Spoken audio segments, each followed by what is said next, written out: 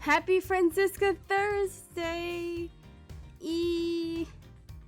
I'm doing this like 3 hours freaking early because, well, I'm on my monthly subscription, today. That freaking happened, great. And I'm just going to get through this case today, so then I don't have to, then I can just worry about the next case next time when I'm not on my subscription.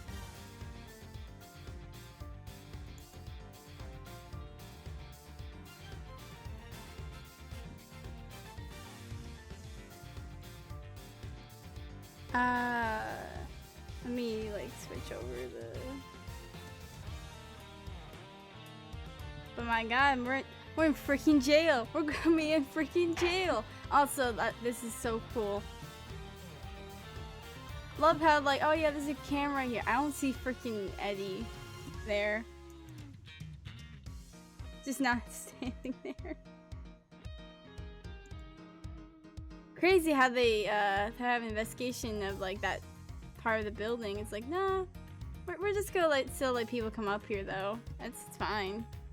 Even though there's a secret hatch right there. Cause that's a good idea. Yeah. We're gonna continue. Alright, load game.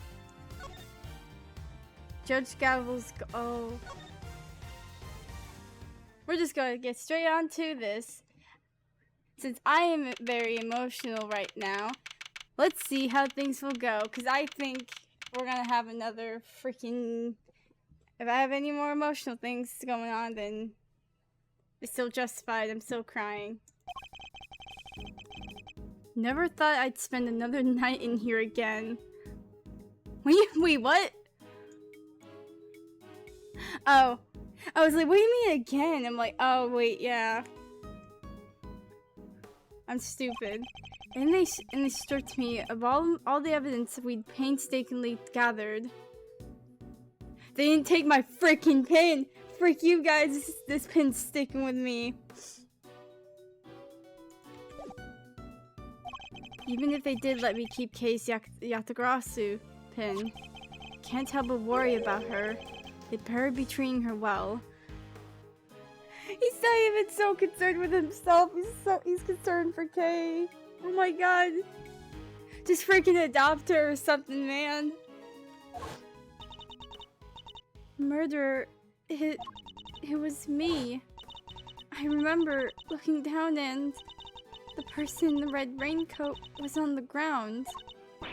It was me, Mr. Edgeworth. It was me all along. I'm the murderer! I'm the murderer!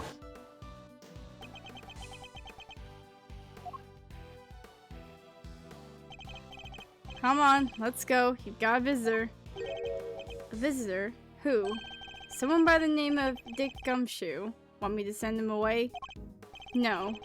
Though I'm not sure what to even say to him.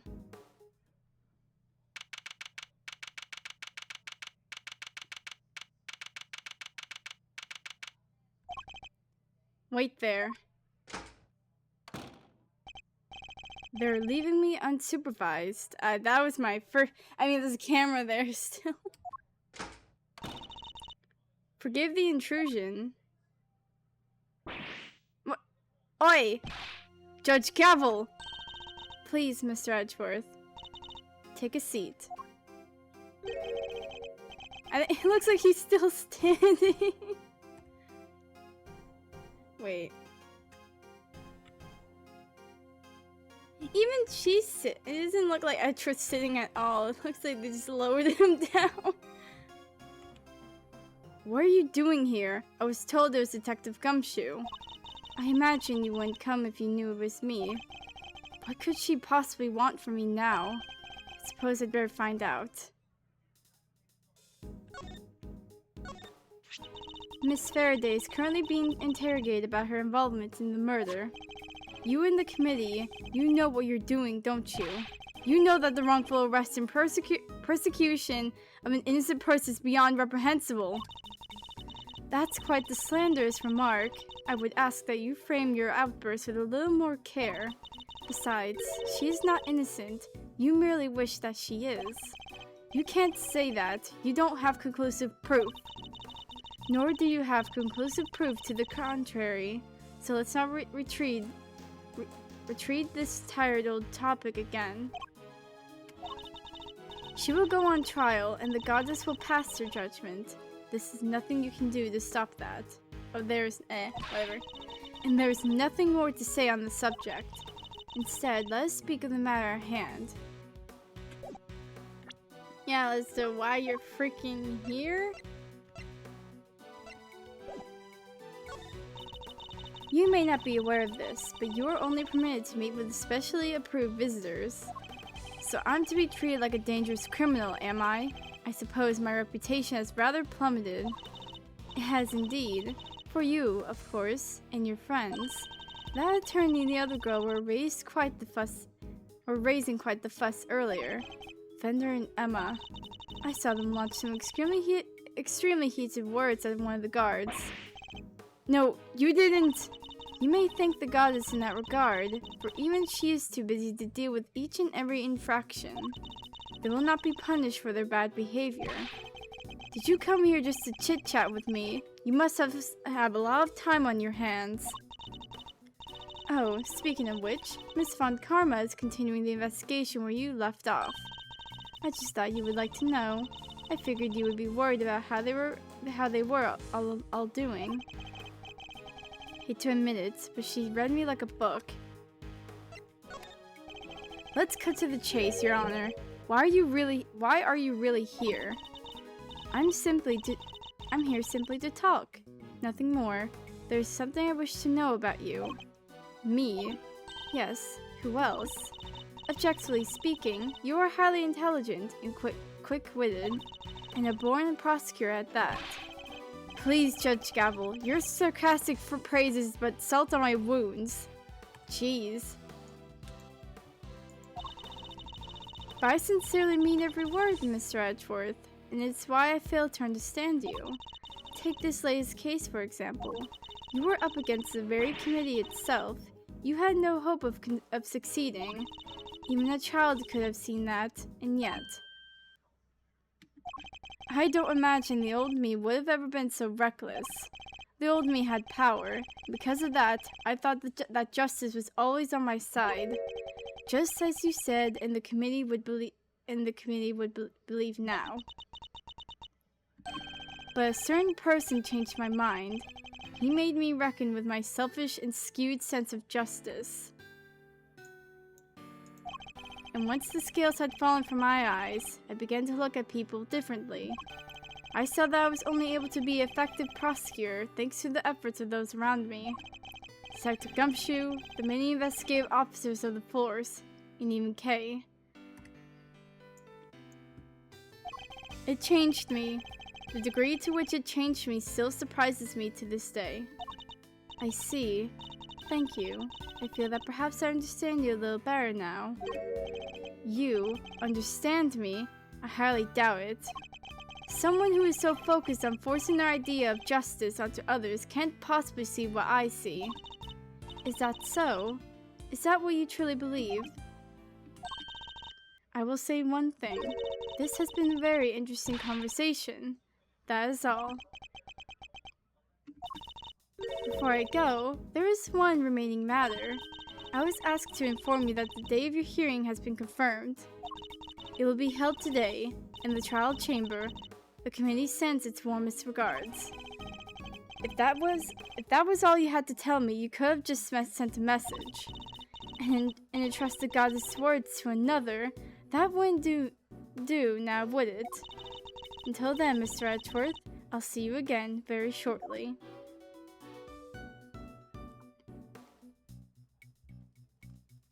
I don't like her. Oh, hold on, I'll be right back.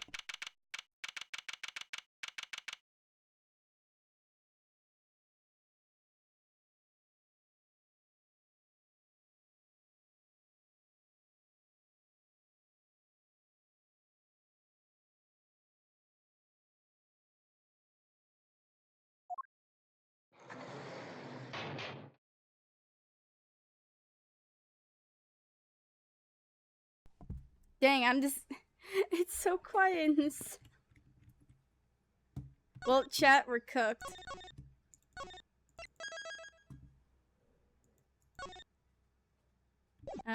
Wait, rush for arrest. Is this the same? I wonder. There's a note on the wall next to the toilet. Sorry, we're currently out of toilet paper. Please make the necessary mental preparations before using the toilet. What sorts of mental preparations can one even make? There's a menu here on the table. It seems that detainees are able to pay to have their meals brought to their cells. What looks good? Spaghetti and mac and cheese lunch. Add linguine for only $1. Basmati and brown rice special for limited time only. Add regular white rice at no extra cost. It's probably for the best that I'm not very hungry. I've barely spent any time in here, and already I can feel my personal appearance slipping. I may have given up my badge, but I mustn't give up on myself. My collar, it's slightly creased. There. Tidy outside begets the tidy inside. Which is why it's more important now than ever to take care of myself. I swear, this is the same freaking room. The window is barred with heavy steel. That reminds me of a movie I once saw. A prison inmate hatched a plot to escape by using a file to cut his cell bars. I won't be doing that, of course. For one thing, I don't have a file on me at the moment. What am I saying? I wouldn't even do it if I had one. I was gonna say, like, why would you do... Like, are you thinking about doing such a thing? There's a poster in the corridor outside. We regret to announce that due to the warden's arrest, the Die of Destiny game will be discontinued. Inmates will no longer need to roll a dice every morning to determine their meals for the day. We wholeheartedly apologize for those who are looking forward to their daily casting of the die. Did anyone really need an apology for the sensation of such a ridiculous idea in the first place? Man, this freaking sucks. I'm looking at this badge. I already looked at it. A very basic bed. Can't say it was very comfortable to sleep on. However, I imagine Detective Gumshoe would sleep soundly on it nevertheless, loudly snoring all the while. I suppose we'll probably never get to work together again. But I don't have any regrets about the bed I've made. I will follow my own path to the end. Do I have another visitor? Kay! Oh, thank goodness you seem alright. That's a load off my mind. Such a heartwarming scene. It's enough to make a grown man cry.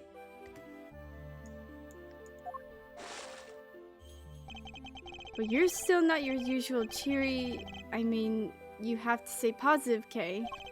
You didn't do anything wrong. In fact, I guarantee you didn't. No, you have to let it go. I'm the murderer. I know that now. But you're not. You can't be. Why don't you have any faith in yourself? How can I, Mr. Edgeworth, when there is no me left to believe in? Not at all. I don't think that's true. Before you lost your memory, we spent quite a bit of time together. And I dare say you left quite the impression on me. So you see, there's still plenty of you left. That's why I believe so much in your innocence, and why you should believe in yourself too. Thank you, but I can't. It would just cause more pain for the both of us. I'm going to cry! Please, you have to forget her. Forget that Kay. She's gone. No! Where's that's the... Okay, yeah, that's the right one. No! Why is my PNG tuber thing? It's not aligned right. Okay, there we go. God dang it. Kay, no!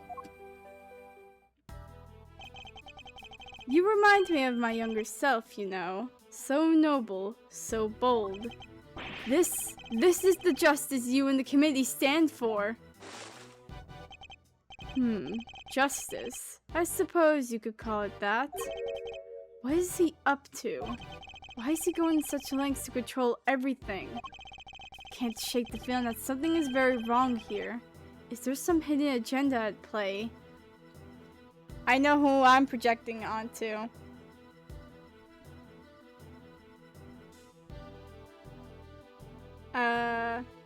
Or projecting my period cramps onto. This is no time to second guess myself. If I'm going to find out what it is, it's now or never. Well then, my boy, I suppose I should be. Wait! Oh! Why is the chairman so intent on seeing Kay charged with his murder? Doesn't make any sense. We are just in mind chess. Oh, okay. There must be some rhyme or reason for this madness. Ooh, come now, Miles. I'm a busy, important man. Can't be wasting my precious time talking to you. The only way out of our current predicament is through Chairman Winner. There's so much to ask and so little time. Let's start by trying to find out why he rushed to have Kay arrested so quickly. I can't just let this happen. I'm getting answers if it's the last thing I do. We're freaking doing this.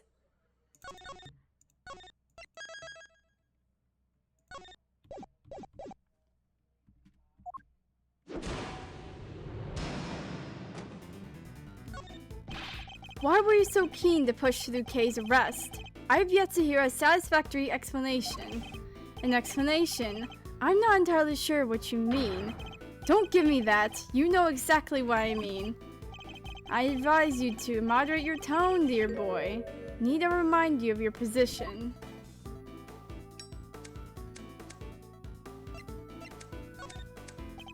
I'm a prosecutor, I'm a prisoner. And suppose we did let your friend go free. Then, what then? What do you mean, what then? Think how that would look, my boy. And who would have to take the blame? Me, that's who.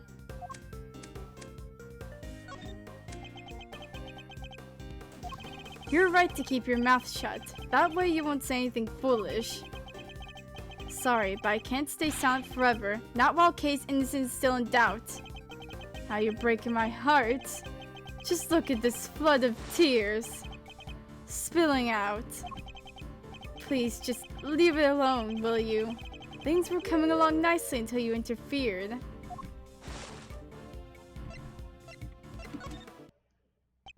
Coming along nicely. That's a pretty strange way of putting it. It's almost as if you wanted Kay's arrest to happen. It certainly doesn't sound like the statement of an impartial representative of the law. You think so? Well, that wasn't my intention. Has it occurred to you that you might just be overthinking things a little? Chairman Winter certainly knows how to dodge a question, but it doesn't change the fact that serious doubts remain concerning Kay's arrest. Next, we'll need to press him on whether he really believes the investigation was sufficient. We can't allow any of his statements to go unexamined, no matter how trivial they may seem. One of them may just give us the breakthrough we need. Okay. The breakthrough. God dang, I can't freaking... Okay, the investigation was sufficient.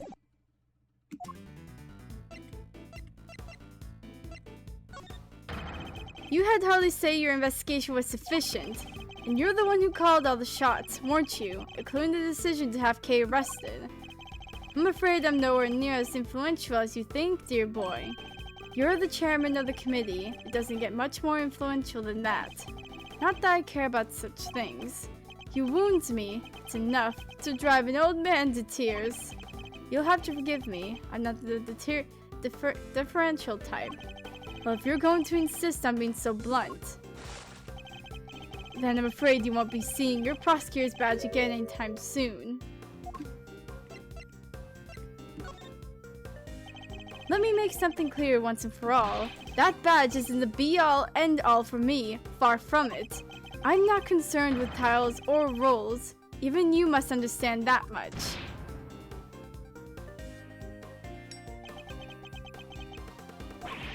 So young. So very young. A word of advice, Miles, from somebody who's been around the block. You're hopelessly naive, my boy. Idiotically so. Well, that certainly got under his skin. He might be less guarded in his answers while he's in this state. Now's my chance. How much time was spent on your investigation altogether? My, you really don't give up, do you? But even my patience has its limits, you know. With a coincidence, so does mine. Now to the question, do you believe that your investigation was sufficient or not? The youth these days won't be reckless. Make me want to put you in your place. You're going to regret that, my boy.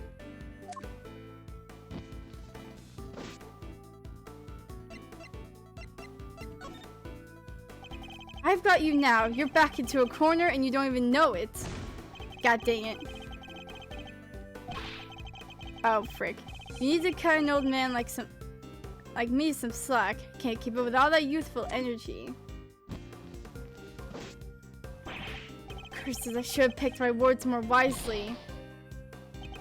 Can't just let this happen. How much time is spent in the investigation?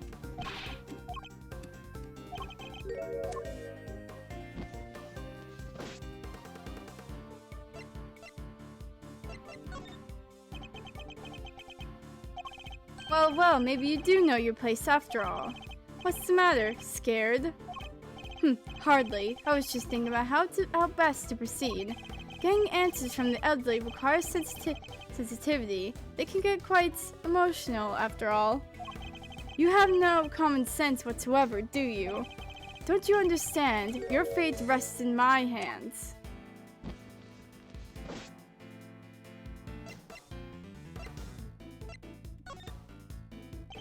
I've got you now. You're back into a corner and you don't even know it. Dang it.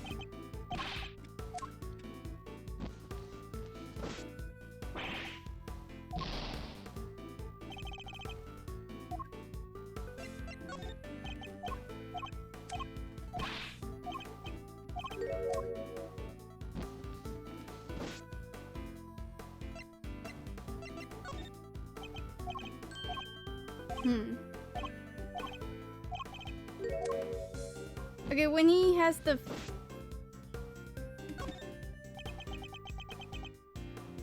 Okay, so anytime he has this whatever flame out thing is lighter, I'm just gonna wait. Let's say you do manage to get some answers from me. There's nothing you can do with them. So why not give it up, dear boy? No. And why not? It's simple, because I'm not about to let the truth escape me. Interesting. I think I'm beginning to see what makes you tick. I'm just gonna save here because I'm freaking scared. But what you're doing is pointless. Tragically and miserably pointless. Please just give up. She's guilty. The decision has been made. Once again, your choice of words intrigues me. It's almost as if Kay's guilt has already been determined from before her arrest. What are you trying to imply? I'm implying that things haven't gone as they normally should. In fact, everything has proceeded as if Kay's arrest was the end goal. Losing my voice. In fact, everything has proceeded as if Kay's arrest was the end goal, right from the very start. Well, Chairman Winner, was it? That's certainly an intriguing theory. But it's also a complete work of fiction, and I'm afraid I don't have time for such flights of fancy. I think it's time we brought this shabby little farce to an end, don't you? No, he's trying to make his escape! We must confirm the legality of Kay's arrest before he slips away. faint, but the truth is finally beginning to emerge. And I'm not about to let this opportunity pass me by. Ooh, I don't know if this is new music. Sounds different. Wait, we're not done yet. I'm tired of all this talking, so make it brief, will you? Based on everything I've heard from you so far, it's clear that Kay's arrest is entirely unfounded. Yes, I think we're all familiar with this particular refrain of yours by now. But I'm afraid it doesn't matter either way. You don't have what it takes to secure her release anyhow. How dare you take this so lightly as a man of the law? My, aren't you a rude little boy? But my fuse is only so long.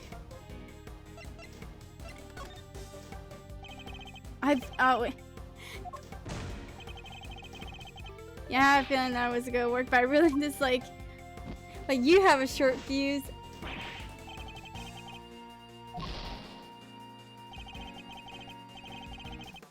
You know what? I'm going to load.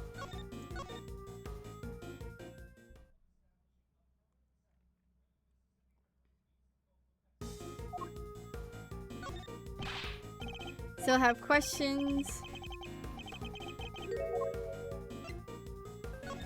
What grants do you have?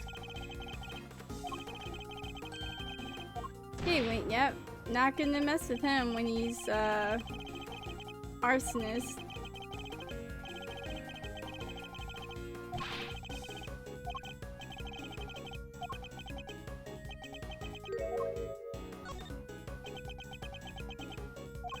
Honestly speaking, I don't have the time to waste on every last question you have dream up. You can dream up. I have certain responsibilities to attend to, you know. I'm really quite the busy man. Oh, are you just pretending to be busy? That's an awful thing to say to a fragile old man. I work harder than I should at my age. I ask you, my boy, what could I even hope to accomplish by putting up such a pretense? You obviously don't want to talk about the case anymore. That's why you're so keen to get out of this conversation, isn't it? It's just so tragic, it truly is, that you would suspect me of such things. It's not suspicious, it's a certainty. There was no clear grounds on which to base Kay's arrest for a start. Now, my boy, let's not get carried away. There was plenty of evidence to support our case. The mask, the letter, this corsage. They were all in her possession. And of course, her confession. More than enough to prove her guilt, I'd say. But those are... What's the matter? Struggling to come up with a way to explain everything away. Well, there we have it. Your silence speaks volumes. It's true I can't counter your argument right now, but you did let something valuable slip. A suspiciously detailed knowledge of the evidence against Kay. He rattled off that list like he knew it inside out. I think that might prove to be a valuable clue. Kay is freaking innocent, for God's sake.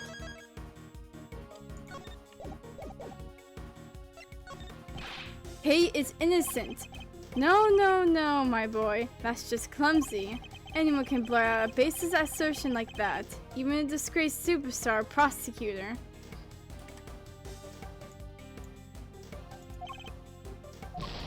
Frick. I don't have enough information to take this further just yet. Chance will come, just have to be ready when it does. Okay, so I have questions. Who gave the order? Who gave the order? Who decided that Kay should be arrested? You know, I can't seem to remember. Don't ever get old, Miles, my boy. It wreaks havoc on the memory. Time to deploy my clue. I'd appreciate if you'd stop playing the old man card. You remember the details of the evidence against Kay pretty clearly. Perhaps if your memory didn't fail, you only when it was convenient, I'd be more inclined to believe you. So let me ask you again, who gave the orders for Kay's arrest? You're a sharp one, I'll give you that. My son could learn a thing or two from you. If he wasn't such an incurable numbskull, that is. It's a tragedy, really. Man, you really do not like your son. I don't want to hear about your son. I want to know who authorized the arrest. You're very mean. You know that, don't you? The arrest, you say? I believe the order was given by... Come now, Chairman Winner. We both know it was you. You mother fricker. Alright, you got me. You make it sound like it was somehow a bad thing, though. I have a reputation to uphold, so I guess I'd better clear this little misunderstanding. I'll entertain your questions for a few more minutes. Let's see if I can't put your mind at ease. The key thing to do now is to establish how intimately he knows the details of the case. Just have to ask the right questions. The endgame is at hand. We're but a few moves away from the truth. If he knows something that only we know, then like... The suspect, Kay Faraday. How much do you know about her exactly?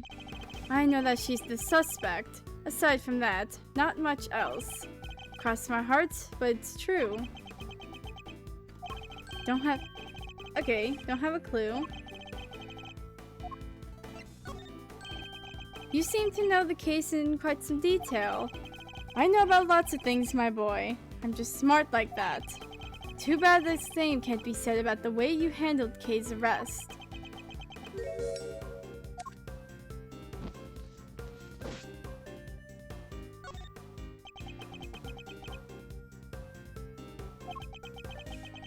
I'm a very busy man. Do try to remember that I can bring this little chat to an end whenever I choose. It's only taken so long because you won't give me a straight answer to any of my questions. If only you'd stop giving me the runaround, we'd be done already. So let's try this again. You seem to know the details of the case quite intimately. Why is that? Because I read the case file. Not exactly the most thrilling use of my time, of course, but it's part of the job. I have to be a good role model. What the fudge?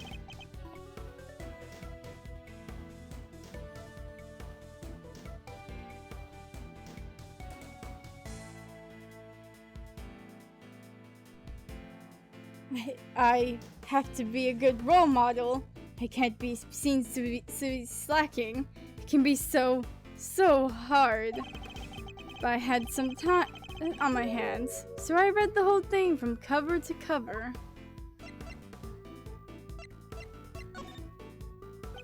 I've got you. Oh, no.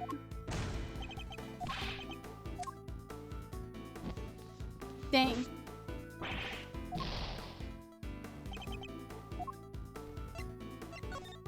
Oh wait, no, it's no about Kay.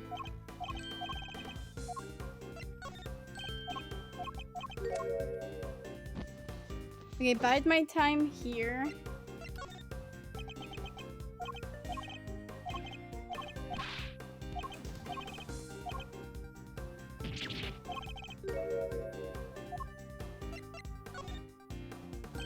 That's strange. I could have sworn you just told me you're a very busy man.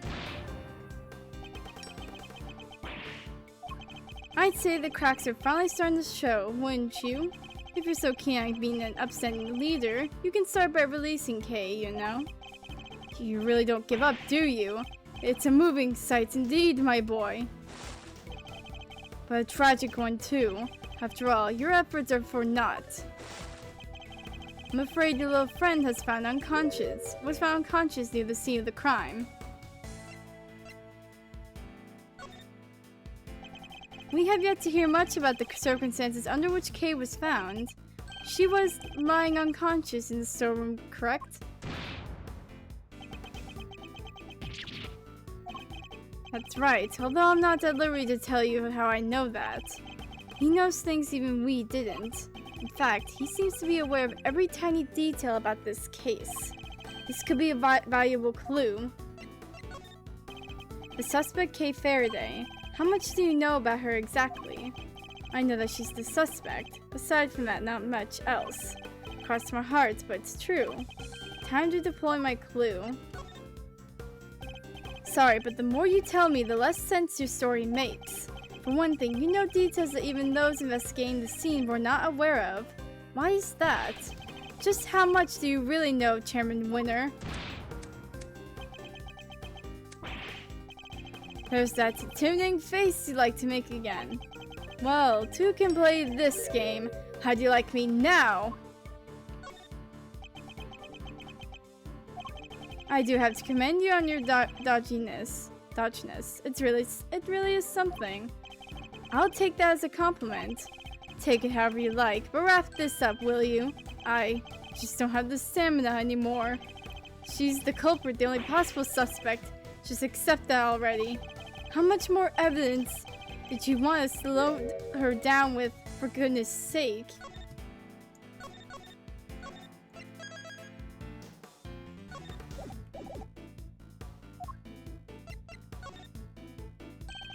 Load her down with.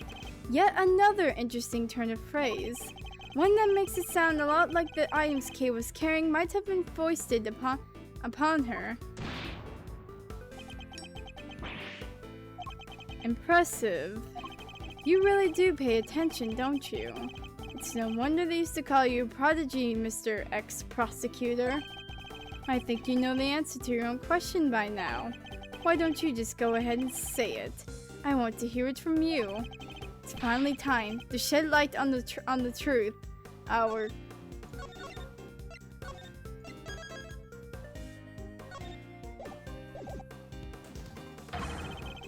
And that's all left is to play one last move.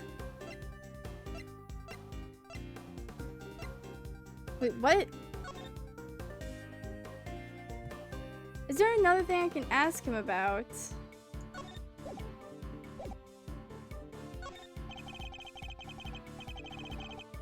I've exhausted this avenue.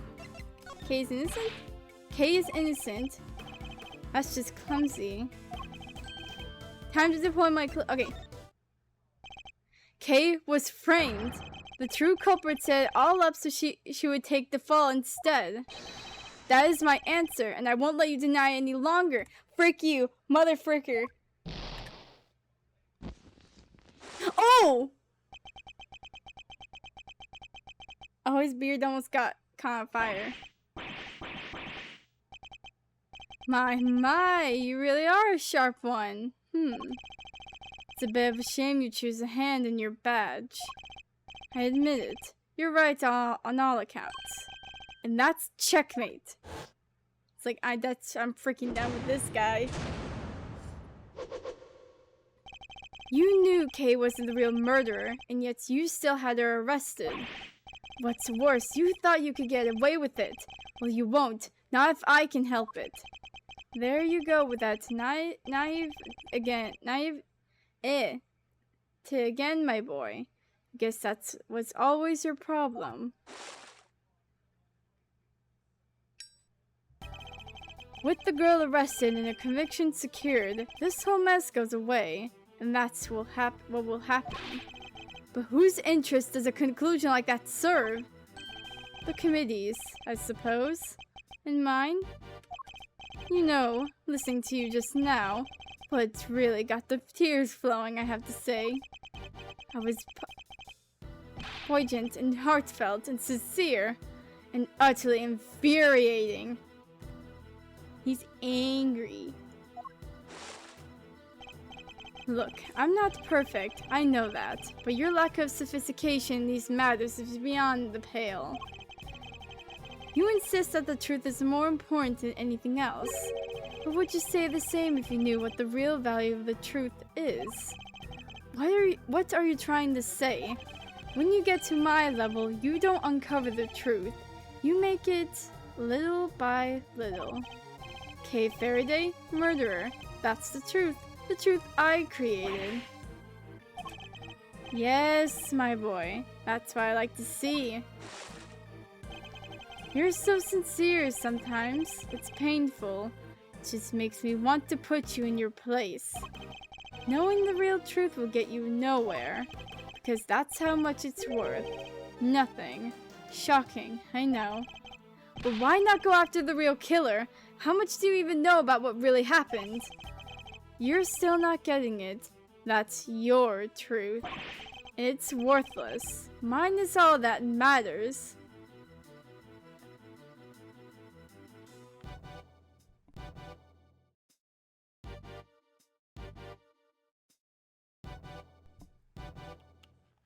Yeah, this guy can frick off.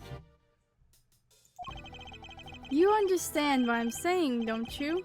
Mr. Prosecutor. I have all the power here. Curse you!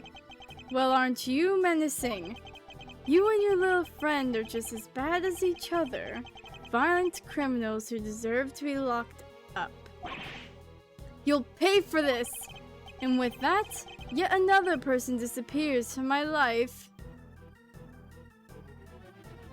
Huh? Huh? I'm scared of this man.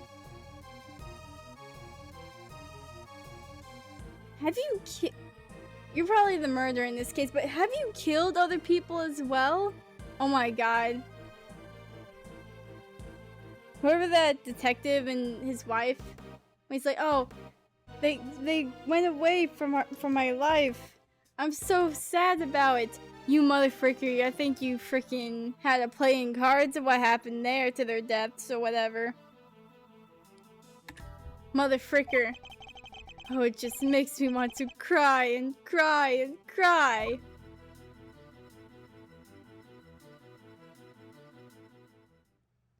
Cry then. Seethe. Rage. I'm not planning to disappear just yet, Chairman Winner. There's still the hearing later today. Just you wait. One way or another, I'll prove Kay's innocence to the world then.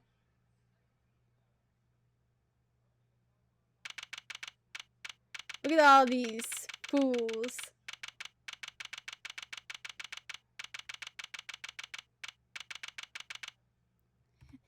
I love how everyone's just wearing like their like judge attire, and then like I'm just gonna. Well, we're cooked. 10 members, over a majority are present. I hereby call this hearing to order. We are gathered here today to assess the professional competency of Prosecutor Miles Edgeworth. Here in the sight of the goddess, we do solemnly swear to pass fair and frank judgment. No. Fair and frank? Don't make me laugh. Verity, if you would be so kind as to summarize the case against Mr. Edgeworth. It's gonna be a load of, like, nonsense. On April 5th, despite having been advised to the legality of investigation he was conducting, the accused refused to desist and eventually had to be detained by myself and Chairman Winner. His actions compromised the investigation in the murder of a CERN's defense attorney. And despite having been presented with copious evidence of her guilt, he continues to insist that the suspect 1K Faraday is innocent of all charges. Perhaps you could explain the details of the murder to us as well. Of course, on the morning of the 5th, the body of the victim was found here in the committee chamber. Further explanation will be provided by me, Eustace Winner, Primer Prosecutor. Premier, the floor is yours, Mr. Winner. The murder itself happened late on the night of the 4th. The victim was Miss Rosie Ringer. That same night, an illicit auction was being held here in this very room. My god.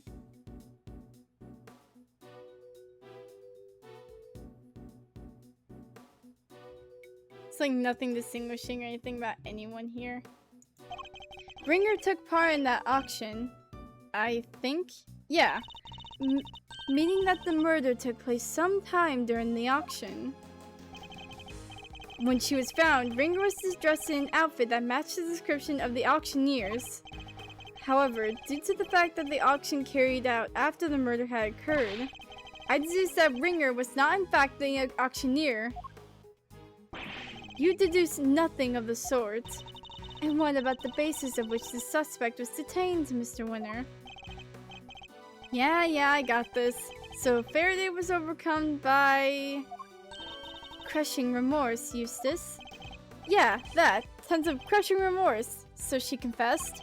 According to her confession, she was on the roof of this building when she encountered a person in a red raincoat on the viewing platform. And that person was Miss Ringer, I take it? Precisely, Mr. Chairman. The killer dressed the victim in the auctioneer's outfit after the fact. But at the same time, she was killed. Miss Ringer was wearing a red raincoat.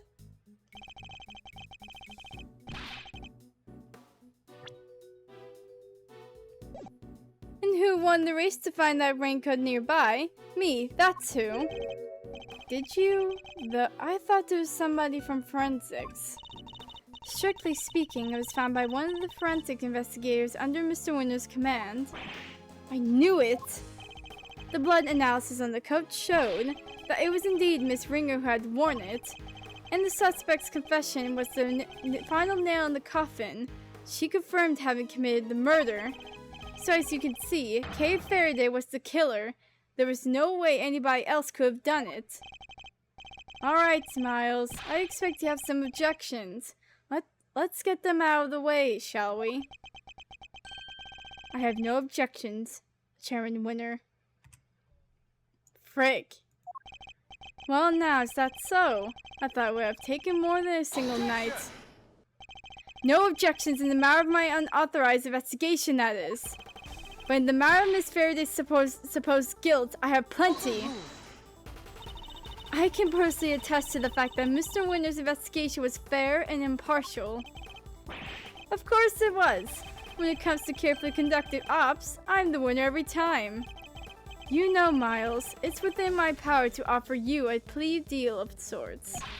If, and this is purely hypothetical, of course, you were to withdraw your objections, you might wake up tomorrow to find yourself the proud owner of a seat on this committee.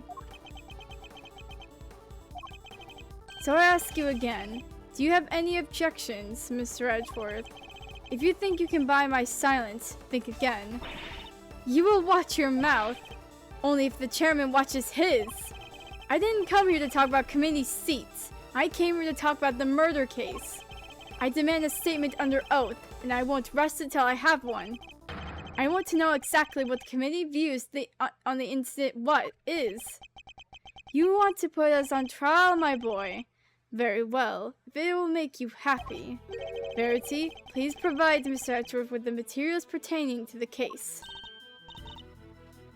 Really, but sir, this will be his last hurrah, so let's humor him with the send-off he desires. If you say so, Mr. Chairman. Evidence data received from Judge Gavel. Ah, heck yeah. Give me back my freaking stuff.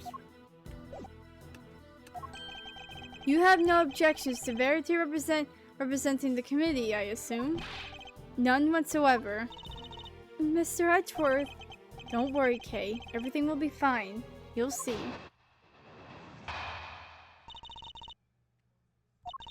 Miss Ringer attended the auction as potential buyer. The red raincoat was one of the items up for sale. So our assumption is that after winning and paying for it, she left the auction with her purchase. The only exit from the storeroom was, of course, the hatch leading up onto the roof. After she emerged onto the viewing platform, that's when Miss Ringer was attacked by Miss Faraday. Shortly thereafter, her flame went out, and thus concludes the committee's view of the case. The raincoat was an offer that night. Is that really true? We believe so, yes. You remember the failed assassination attempt on the president of Zhang Fa, I assume. The raincoat is a piece of evidence from that case. It should, of course, have remained safely under lock and key in the appropriate facility. Same with all of those items, but okay, we're not going to get into that. But our inquiries revealed that it did in fact go missing under mysterious circumstances and wound up in the auction along with everything else. That makes sense, I suppose. Wonderful work, Verity. Just wonderful. Crystal clear as ever. You flatter me, sir. Now, Mr. Edgeworth, perhaps you could save us all some time and simply admit defeat. I'll do no such thing, thank you very much. Very well. It's good to know that you still have some fight in you. It is. Why? Come to think of it, she said some strange things when she visited me this morning, too. What exactly is she up to? I'm going to be right back.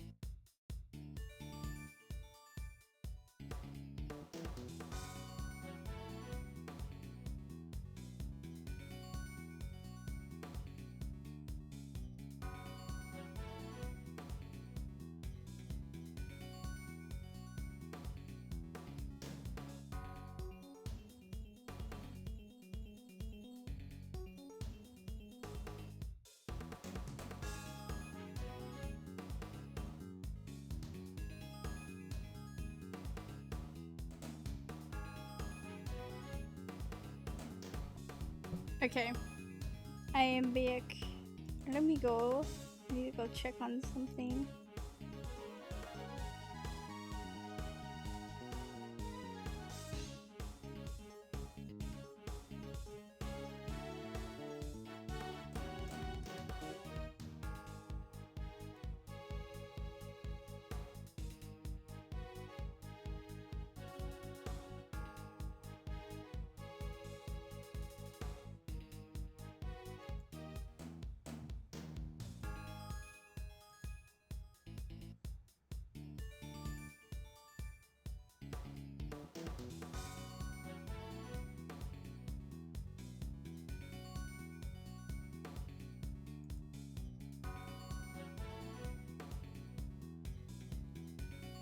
Okay. Miss Ringer attended to the auction as potential buyer. Oh, frick, wait. Oh my god, she has so much to say. Hold it! In other words, a member of the committee was actively involved in the illegal evidence trade. It is unfortunate. I don't know what else to say. And of course, we'll be looking into any such activities just as soon as this hearing is over and done with. I think you all should be, like...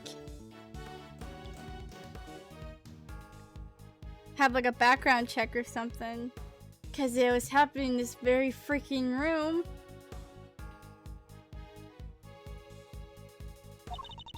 I commend your decision to pursue the matter further, Mr. Chairman. Oh, don't be silly, Verity. It's the least we can do, really. Not that it's any of your business, Miles. Not anymore. If only you had remained a prosecutor. But you didn't. I'm only not a prosecutor anymore because you guys were like, oh, like, we're gonna take it away for you. And then it's just like, you know what? Frick you guys. I quit. You don't get the satisfaction of firing me. Now if we're quite done with making an old man cry over this whole sad affair. Wah, wah, wah. Freaking cry, baby. Very well, allow me to continue. Hold it! So the raincoat really was one of the auction lots. That's correct. I believe it originally belonged to a Mr. Shelley the Killer. Considering its status as a piece of evidence, it's the only logical conclusion. It's from when he made his attempt on the president's life. There was an unexplained mannequin standing among the other items on sale. It could have been used to display the coat prior to the auction. Do we know how the items were being smuggled in? That is still under investigation, and is entirely unrelated to the matter at hand. Especially considering that you will soon officially be a prosecutor, no longer Mr. Edgeworth. Well, I already freaking quit, so... Sounds like the outcome of this hearing is a foregone conclusion. No surprises there. My personal circumstances aren't important right now. Please continue, Your Honor. As I was saying, the raincoat was one of the items up for sale. Hold it! Why did she leave so soon after making her purchase? Because of the auction house rules. Winning hold bidders are expected to pay for their items immediately. Miss Hart told us pretty much the same thing. Miss Ringer, having paid for the raincoat, probably left immediately afterwards to accordance with the rules. Hold it! Miss Ringer was a member of the committee. Could she not have left the committee chamber via the main door? While the auction was still underway, that would risk exposing its existence to those outside the trusted circle of attendees. Given that Miss Hart found out about it, I think its existence is already well and exposed. The rules of the auction stated that the attendees were to enter and leave via the hatch in the roof. Miss Ringer had no reason to follow those rules. And given where the murder took place, we know that she must have done so.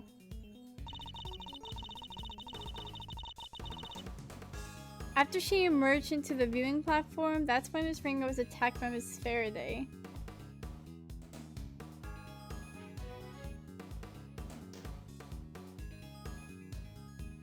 Hold it! But why? What possible motive could Kay have had? That's exactly what we're hoping to establish in our upcoming interviews with Miss Faraday. Coercive interrogation after the fact. Something you seem to specialize in. If the murderer knew that the attendees would all be leaving via the hatch, then the roof would have been the perfect place to lie in wait. So as I was saying, after she emerged into the viewing platform, that's when Miss Ringer was attacked.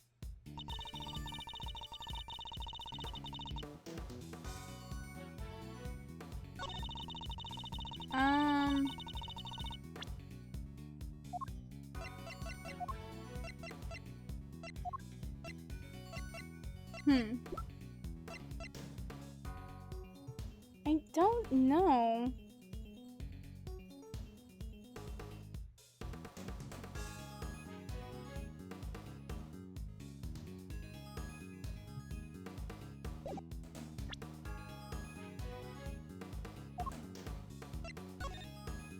Okay, so she's still... Okay, she was in the red raincoat.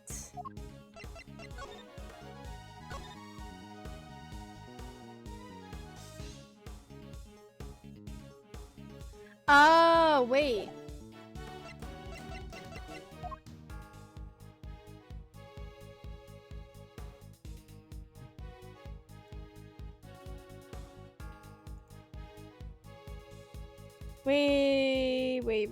Wait, okay.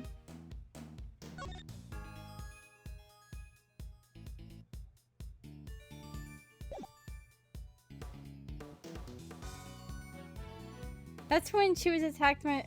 Oh, wait, has she seen this?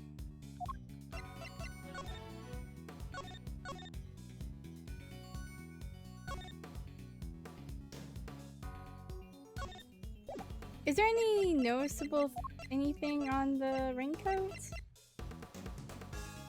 It's just petals and mud. After she emerged into the viewing platform, that's when... But... Objection! Hey! Maybe you can clear something up for me, Judge Gavel. But what is Miss Hart doing here at this hearing? She's an eyewitness. Though it would be obvious. I thought it would be obvious. Well, now I ain't really an eyewitness, more of an ear witness, I guess. She's not exactly the most confident, inspiring choice to help you make your case, is she? I like to think I choose my allies with a little more carefully than you, Mr. Edgeworth. Then you should question them more thoroughly, because that's where something there's something she hasn't told you. Take a look at this. It's a photo taken by Miss Hart. Yes, in the storeroom, correct? What of it? According to your theory, the murder occurred up on the roof.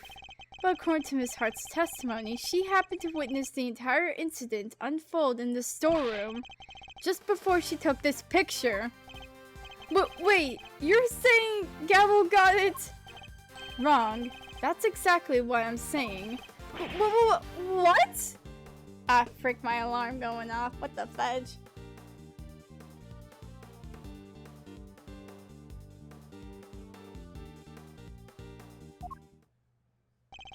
Miss Hart, if I may... Why did he, like, just come in, this, like, fades in?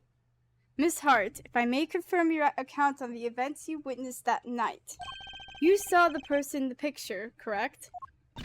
I sure did, clear as day, and with my own two eyes to boot. And what were your impressions at that point? My impressions? This right here is the scoop of the century, something like that. Yeah, that makes sense. I was hoping more for your impressions of the person in question. Oh, that there's a walk-in meal ticket? Meal ticket? Seriously?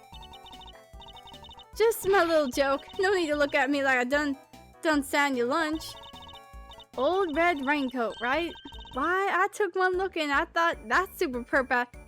That's our perp right there. And therein lies the rub, for Miss Hart to have thought of such a thing. Oh, Mr. Edgeworth, when will you learn to use your words? If it is an explanation of the facts that you require, you need only ask, you know? What do you mean? I assume you're about to raise the issue of the voices Miss Hart heard. Voices that may be unrelated. Objection! Unrelated? You can do better than that. Was one of the voices Miss Hart heard really even Miss Ringer's? You're kidding me, right? Them folks is talking crime-related turkey. My name ain't La Dang Hart. But did you hear them clearly? Well, can't say say for sure, but I can't rightly say nothing. And you know it. They was using voice changes. I done told y'all that. Precisely. Miss Hart heard voices, but those voices were disguised. Which means we cannot even be certain that whatever she did over here had anything to do with the murder. Objection!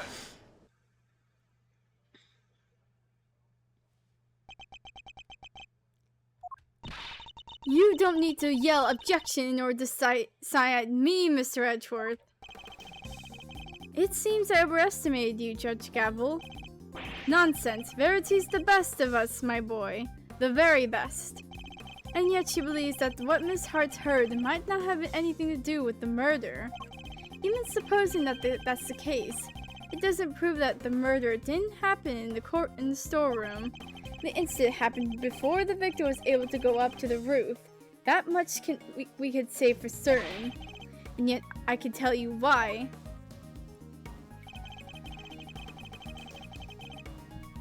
It proves that the I didn't save.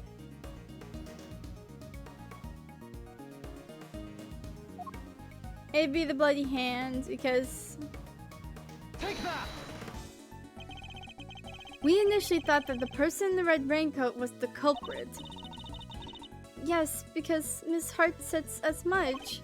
Indeed, she told us about the blood she saw on this person's hand. And I doubt many people would have thought differently, given her testimony. Ergo, if this person's the killer, then the blood we see would be from when they attacked the victim. But knowing that we know now that this person is in fact the victim, it recontextualizes everything. Oh, frick. The presence of the blood still shows that the picture was taken after the attack, but now it tells us something very important about the victim too. This picture tells us that the victim... Oh, frick. Yeah, they probably survived. There's no doubt in my mind that the victim was attacked in the storeroom. But here we have photographic evidence of her standing upright and alive, I bet, with a bloody hand. This can only mean that Miss Ringer survived the attack. The blood on her hand is from the wounds she had sustained. What are you talking about? Who dies from a hand wound? The wound was on her hand, Mr. Winter. I imagine she used her hand to try to staunch a wound. That's right. While it's impossible to tell from this angle, the victim was already mortally wounded here. Well, that certainly would change things, wouldn't it? It very much would.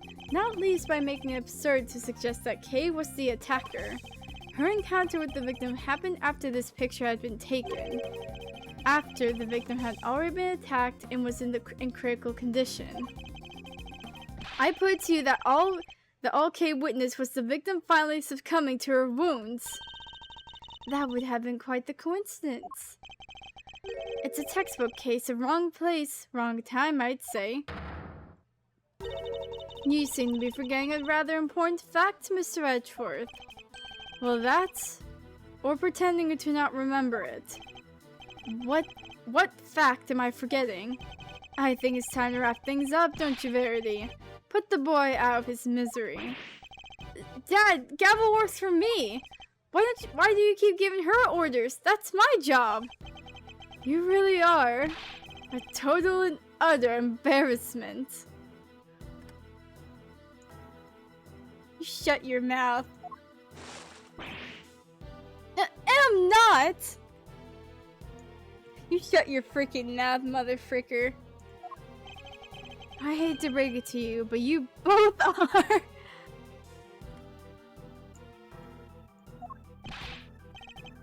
Go to it, Gavel. Put Edgeworth out out of his misery.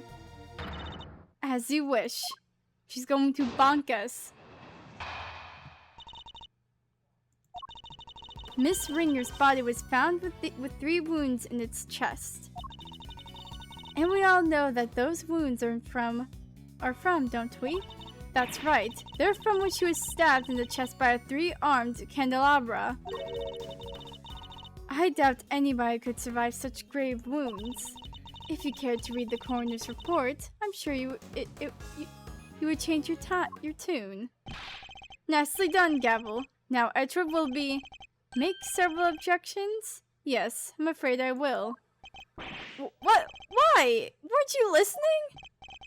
Oh, I was listening. Very carefully, in fact. Hence my objections. Come on! Why do you always have to undermine me? That's never my intention, I assure you. It isn't? Because you do it so well to yourself every single time already. Of course it isn't. Yeah, I knew that. Because I'm... Please, Eustace. Just stop for goodness sake. You've already embarrassed me enough. Huh? What do you mean, Dad?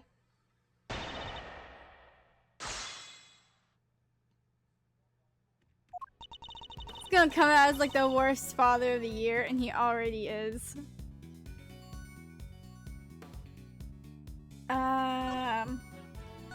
Let me save here. What you're forgetting? Okay.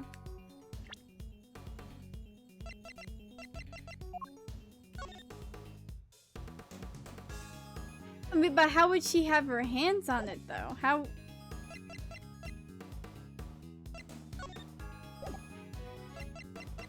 What does it say? 3-armed candle holder that may have been the murder weapon, judged by the wounds to the victim's chest.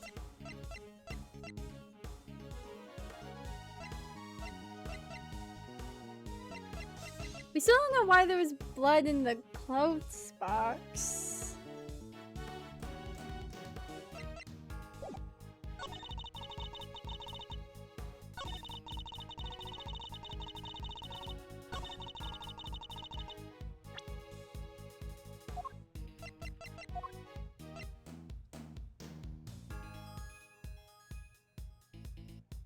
Why do we still have this plush?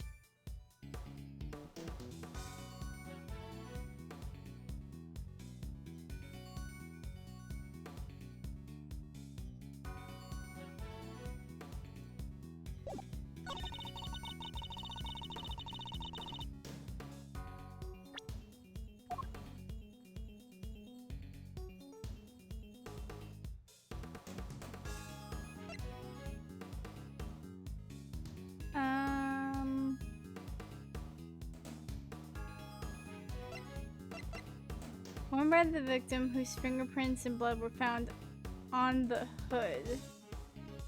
Oh wait, if she was stabbed, wouldn't there be blood in the hood if she was stabbed? And especially like, wouldn't there be holes in the...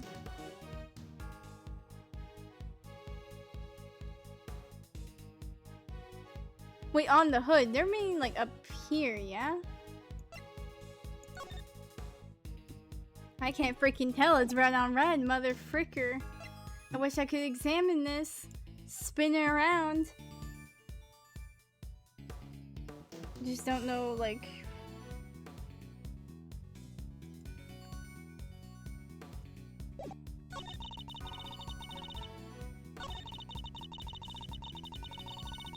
Hold it! And you're sure the stabs to the chest were the cause of death? There's no doubt about that. Oh. None. One of the spikes of the candelabra even pierced the victim's heart. And unless you mean to call Dr. Hurt's professional opinion to question, we can only treat that as fact. The coroner's opinion is backing up my own winning ones. Now that's why I call a flawless victory. Well, I'm certainly not about to ignore the coroner's findings. Hey, what about my findings? You can't just ignore them! But if the cause of death really was the puncture wound to the chest from the candelabra, that would seem to contradict one of the pieces of evidence we have gathered. He's not just ignoring my findings, he's ignoring me! He's ignoring me! Do something, Gavel! As you wish. At the very least, I will ensure that he cannot ignore my own conclusions. Okay, so it's definitely the third statement.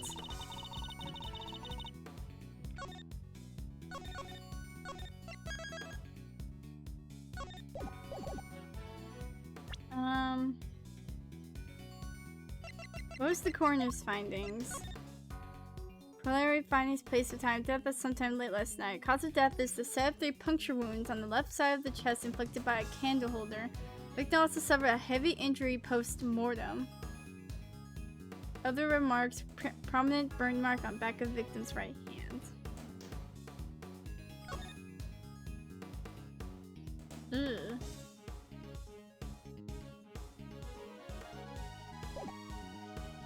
Oh wait, if they only found blood on the hood.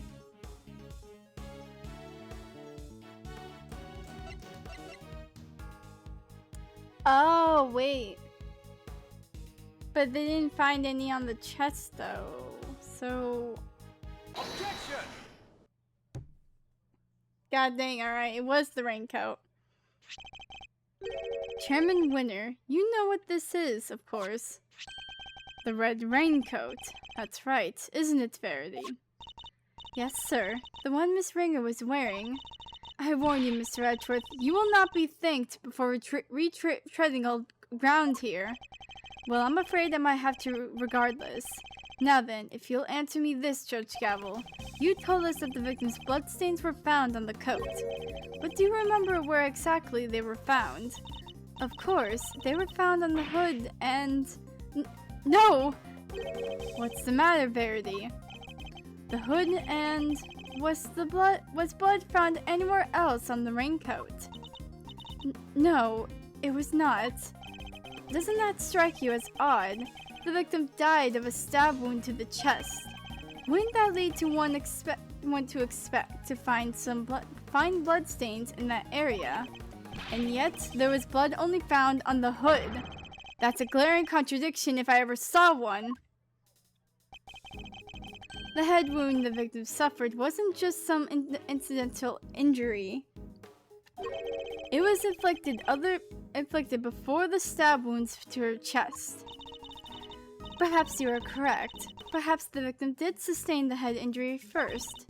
As you said, if she had been stabbed first, there should be blood in the chest area of the raincoat. Therefore, Miss Ringer cannot have been stabbed before the head injury had been inflicted on her.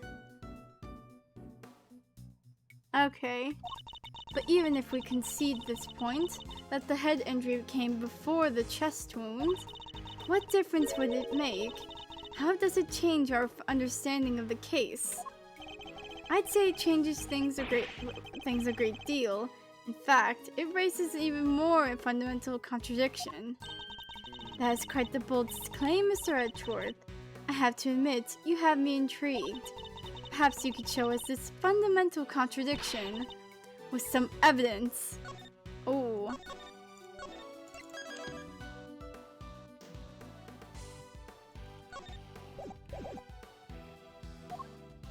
Which piece of evidence best demonstrates the contradiction in the order of the injuries reveal? Oh wait, wouldn't that be the post-mortem? Because cause of death is the set of 3 puncture wounds, but if what we're saying is correct, it should have been head injury first that caused death.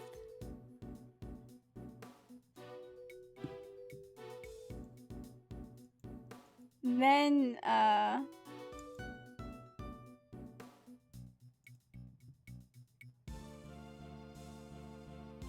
what the heck?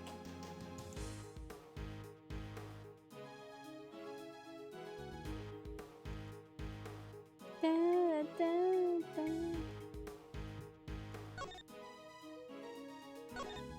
Victim also suffered head injury post-mortem. It would have to be that. Take that! This is Dr. Hurt's preliminary findings, according to which the victim suffered a head injury post-mortem. But the order suggested by the bloodstains on the raincoat is exactly the opposite. Yes. Bailiff, this court hereby subpoenas Dr. Hilda Hertz to the committee chamber with all due haste. Until she testifies, this case cannot be brought to a close. Yes, Your Honor. I'll go fetch her at once. Unfortunately, Dr. Hertz is a very busy woman. I doubt she'll be able to come immediately. In the meantime, there's another important angle I would like to explore. Frankly, something has been bothering me about the person at the heart of this case. The so-called ringleader. Who exactly are they? Yeah, good point. We never looked into that, huh? Despite having been mentioned repeatedly in this hearing, we still don't know even the most basic facts that might help us uncover their identity. Well, Mr. Edgeworth, do you have any thoughts on the matter? We've seen nothing that might serve as clear evidence of the auctioneer's identity as of yet. But there is someone involved in the case that I can name. I suspect at the very least they might be able to point us in the right direction. And that's... Chairman Winner! I demand that you testify as to what you know! Oh, we're making that bold freaking claim. Frick you, you mother fricker. What?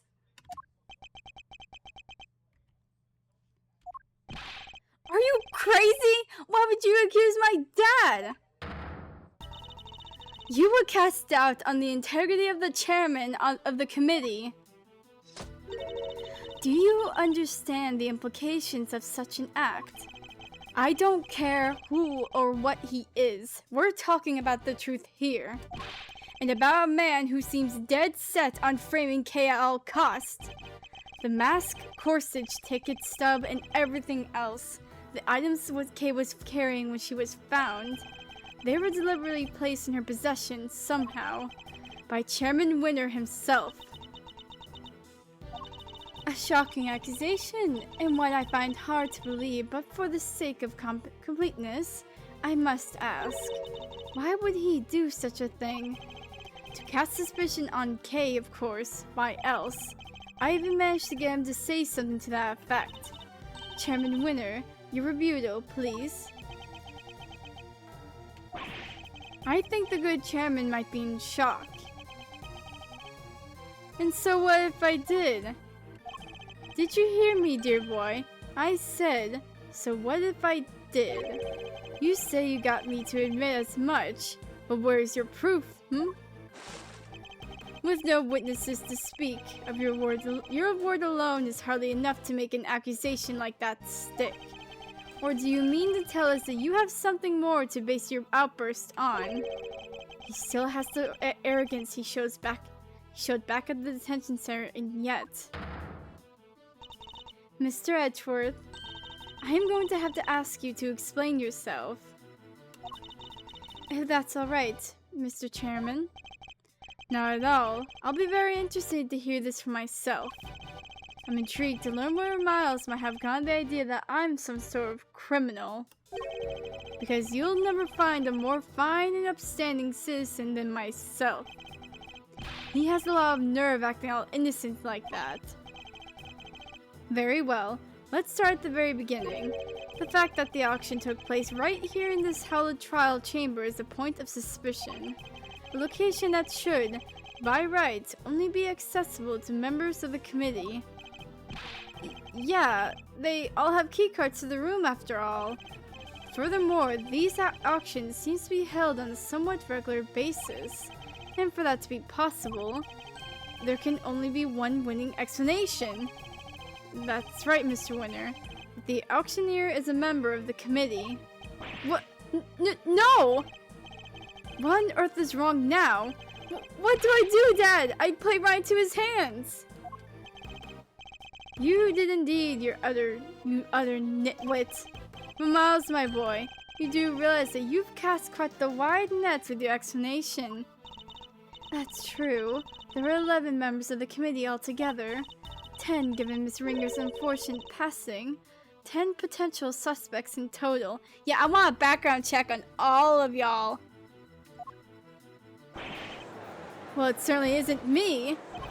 And it can't be the chairman. Can it? Whoever it is, speak up right now. Calm down, all of you. Please. Well, Miles, is that all the proof you have against me?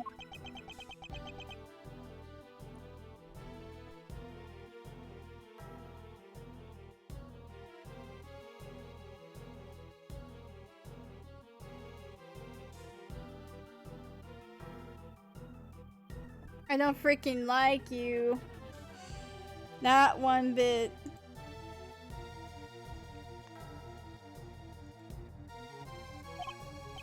You're very quiet all of a sudden.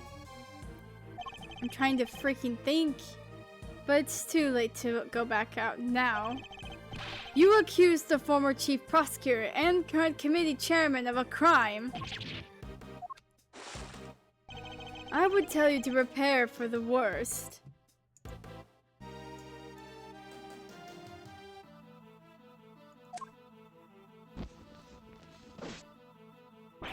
But there's no preparing for what you're about to face. Know your place. You've been forcing us to argue over every little detail for a while now.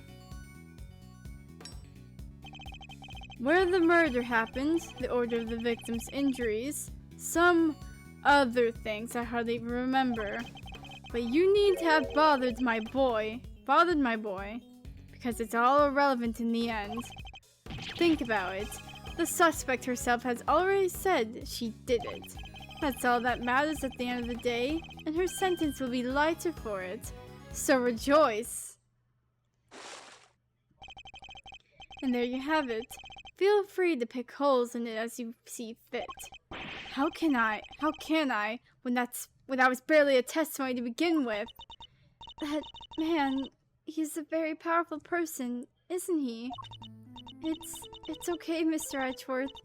Please, just let it go. I did it. I'm the murderer. I even remember doing it.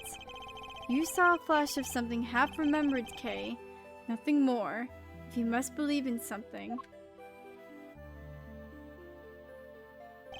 Believe me when I say you should believe in your own innocence instead.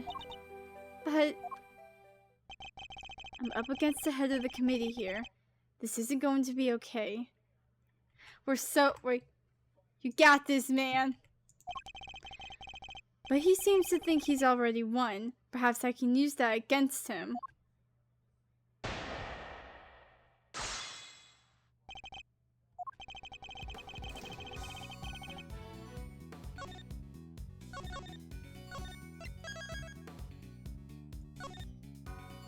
Confrontation, Celsius winner. Hold it! Even if the broad strokes are correct, it doesn't make something true. Oh, don't be such a stick in the mud. I'd say the bigger picture is more than enough here. After all, every case has little inconsistencies and contradictions. If we ourselves get bogged down in every single one, we'd never make any arrests. And once we did, the trials would drag on forever. Even you understand that, right? Not in the slightest, hence my inquiry into the details. Oh, to be so young and pig-headed. Anyway, you keep digging into these little details. Hold it! I seem to recall the ringleader's identity and the faulty coroner's report being critical points of the connection. Yes, I was listening, my boy, but critical is a matter of opinion. How can you possibly suggest that such fundamental issues are not important? Perhaps it is your ability to make sound judgments that should be on trial here today.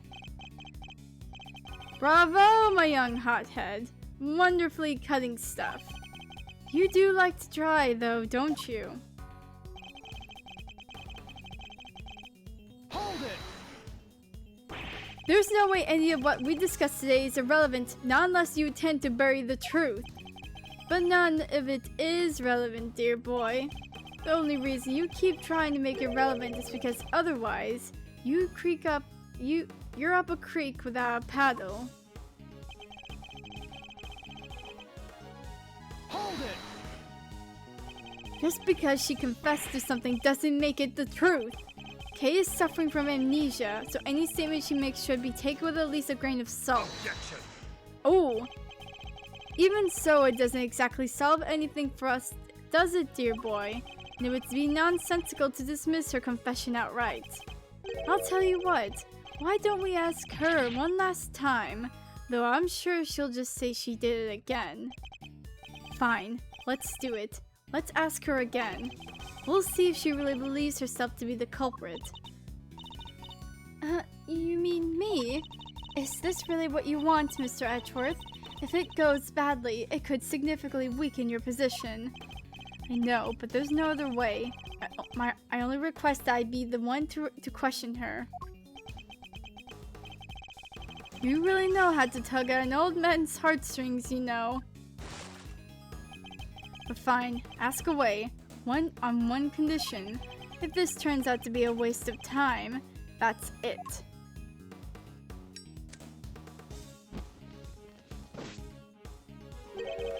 We'll call the proceedings to an end then and there. Agreed. Call the proceedings to an end? You mean the hearing? Yes, dear boy, that's right. Perhaps you aren't a complete muddlehead. Muddlehead after all. Now just so we're clear, if we ask again, and all that happens is the girl confirms her guilt. She's officially declared guilty on the spot! Yes, that sounds like a great plan if I do say so myself. That's it. You just declare her guilty just like that. That's the gist of it. It's a big risk, but he's going to find a way to condemn her either way if we don't do something. Kay! Yes? I know it's a lot to ask, but I need you to think. Do you remember anything else about what happened on the day of the murder? Anything that might help us prove your innocence? Why are you still fighting it, Mr. Edgeworth? It's no use. I can't be of help to you. I'm sorry. I'm going to cry again! I'm too scared to try to remember anymore. What if I remember something even worse? And if I did, I'd just be making more trouble for you. Please, just accept it. The Kay you thought you knew is a dangerous criminal. A criminal who let you down and betrayed your trust. Don't worry, Kay. You have nothing to be afraid of. I might not even know you for very long, but I know you well enough. And right now, I'd say I know you better than you know yourself. You would never commit a murder. You can never, because this is who you really are. Holy frick! Oh, we're gonna present the freaking badge! Holy freaking heck. I'm hiding. Take that! You're the great thief, Yatagarasu, a noble outlaw who would never stoop so low as to kill.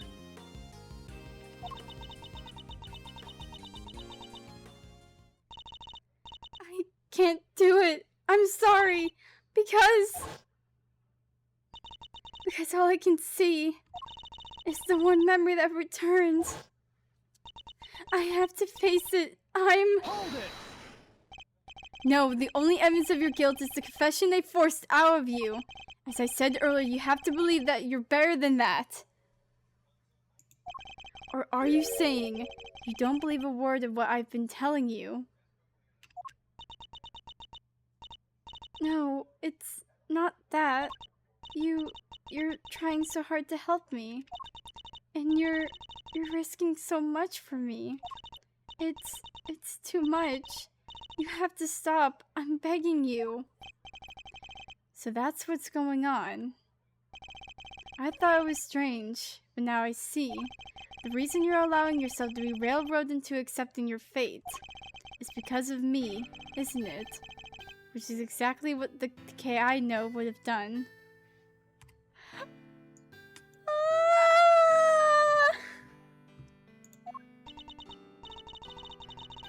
You're a good person, Mr. Edgeworth.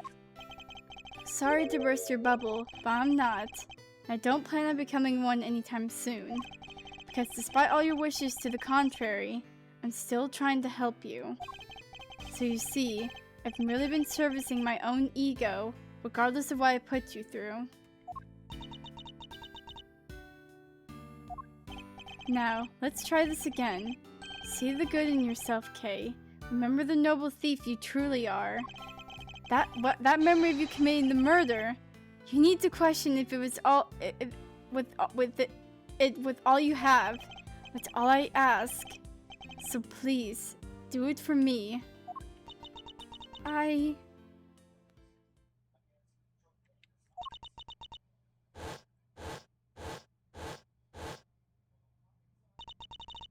Oh, Kay! What's wrong? Did you remember something? It'd be like some cliche movie plot if she did. Cow?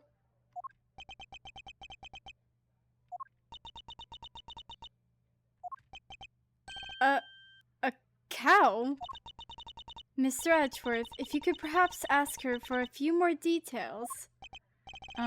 Well, Kay, what can you tell us about this cow? I remember now! The person in the red raincoat! She had it in her hand! A stuffed cow! I can see it so clearly now! Are you sure, Miss Faraday? Are you absolutely certain? Yes, I'm sure. Then this court acknowledges the defendant's latest statements as new testimony. Have you lost your mind, Verity? We can't accept testimony like this! With all due respect, Mr. Chairman, information pertaining to the victim and her possessions is new and highly relevant evidence. Objection. Need I remind you of the adult state of her memory? No.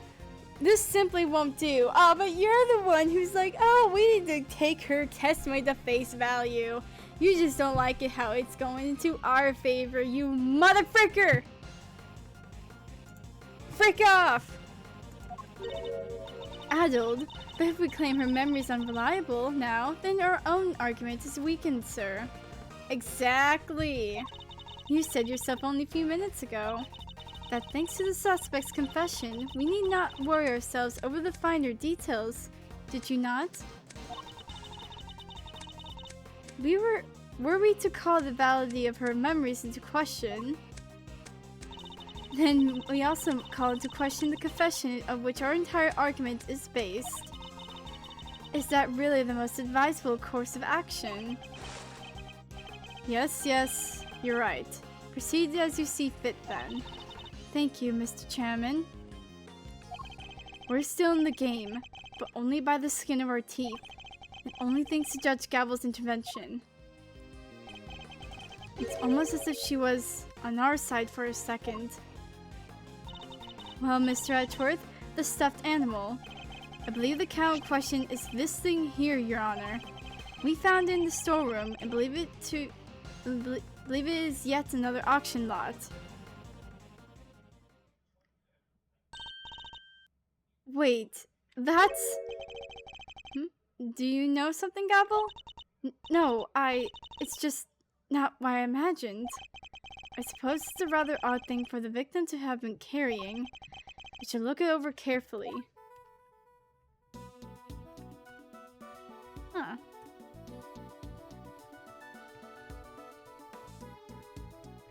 Let me look at this. Oi. There's a cherry blossom petal caught in the fur here. There were petals on the raincoat too. And a cherry tree in bloom up on the viewing platform. It would definitely appear that this was taken outside at some point. But what did the victim want with this thing?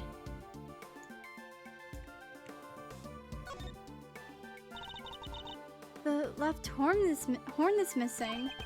This hole. It looks like that's where the horn would have gone. But that doesn't look like stepping in there. So what is it? Let's take a look at the rest of the toy and see what else we can find. Is there... what the fudge? The right horn seems intact, but I can't say it's doing much for the overall symmetry of the stuffed toy. Look, Mr. Edgeworth, it moves! It does. It sounds like sand being crushed?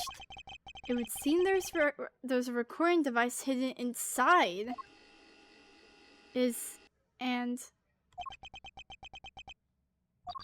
I knew it was you the moment I laid eyes on you. You can't hide that burn from me. Nothing to say for yourself. I've waited so long for this day, and now I'll finally have my revenge.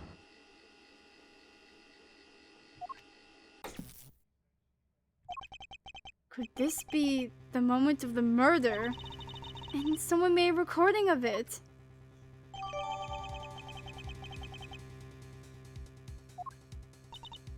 Hey, that's them right there. Them's the voices I heard. Sure as eggs is eggs.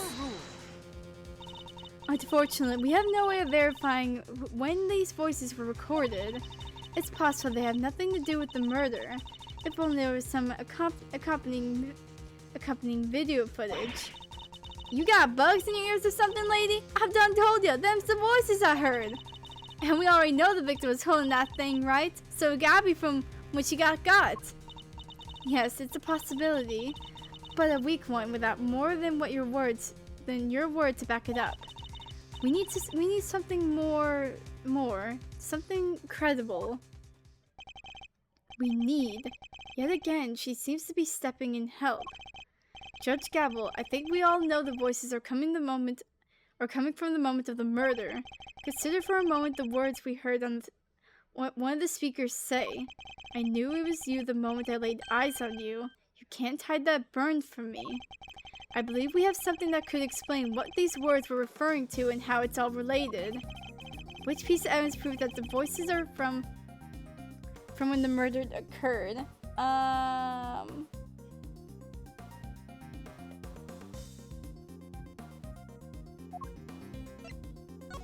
That would be this, because burn mark.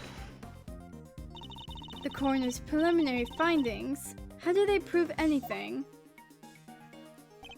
Indeed, one on this page shows that the voices must be from the time of the murder. Oh, we really just... burn mark. Take that!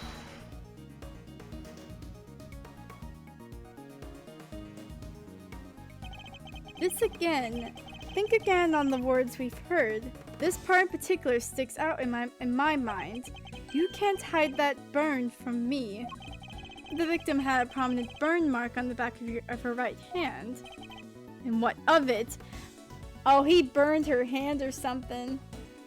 Straight up.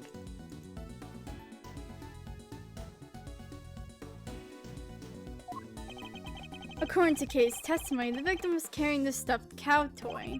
And a burn mark, an identifying mark unique to the victim, was mentioned on the recording it captured. Ha! It's just a coincidence! Stuff like that happens! All the time. Right? I'm not so sure that it does. Especially not in this case. The court accepts that the recording may be from the time of the murder. In which case, one of the two voices must belong to the real culprit. And based on the contents of the conversation, it seems likely that it's the one we heard the most. But that still doesn't tell us anything about the killer's true identity, or even if they're male or female. Due to the voice changer's correct. Unfortunate, but unavoidable. One thing, however, has become clear. We are not able to say that the voices Miss Hart heard were those of Miss Ringer and her killer. Just like I done told you they was. We can say something else now too.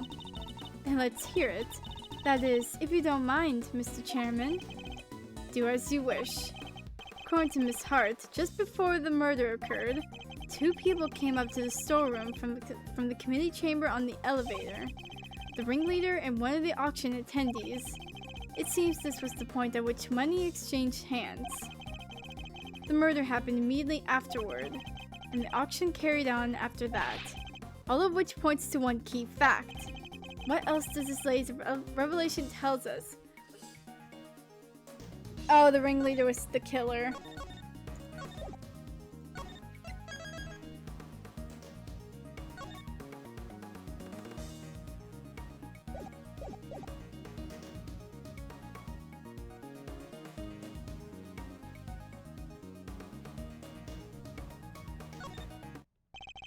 Since the ringleader was the auction's sole auctioneer, then it follows that they cannot be the victim. Hey, Gavel? Not right now, Eustace. There's a good... What? What? And if they weren't the victim, then it can only have been the killer. A compelling argument, but hardly conclusive. I'm fully aware of that, Your Honor. I was merely warming up for the main event. There were certain traces left on the scene that seemed to suggest that the ringleader was the killer. Then please hurry up and show us. Oh, frick.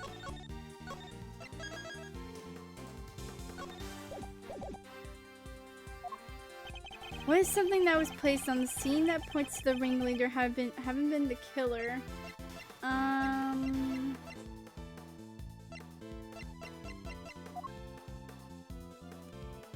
Is it the candelabra? Because the thing was there.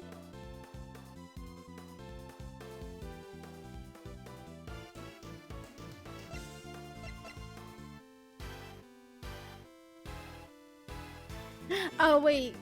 So if she was killed in the area, then where is? What was found in the creative chamber was it placed there to hide existence of the storeroom.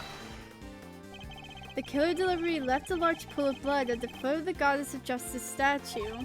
It was due to that blood that we originally thought the murder had happened in this chamber, but it was simply a ruse designed to cover up the blood that had dripped down from the storeroom. In order to conceal the existence of the underground auction, correct? Correct. If the culprit had nothing to do with the auction, they would have had no reason to cover up that blood, which further supports the theory that the ringleader and the killer were one and the same. And as to the identity of the ringleader, do you have anyone you think you'd like to name? The auction is always held in this committee chamber, with its storeroom located just overhead. So at the very least, we know the murderous ringleader has some connection to the committee. Yes, yes. And you suspect me, correct? As the committee's most powerful member, that should hardly a surprise, right? Objection. You're a fine prosecutor. That much I'll give you. But as I think I may have mentioned already, you're also hopelessly naive. Get frick off. You've got nothing, dear boy, have you? No evidence whatsoever. Unless you've got something to share after all. Frick.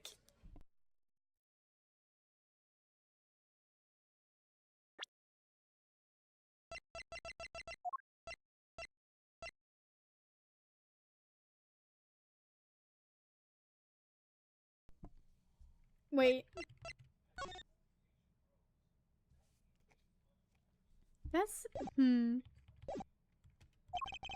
I have any evidence to show that Chairman Winter is the murderer?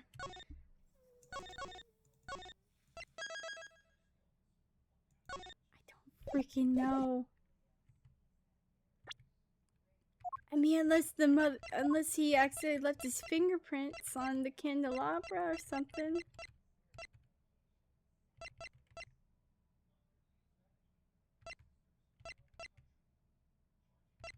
I don't think I have anything. I don't have anything, because if I did, then like, man, this would have been over way long ago. It was Chairman Winter himself who brought up the fact that I suspected him.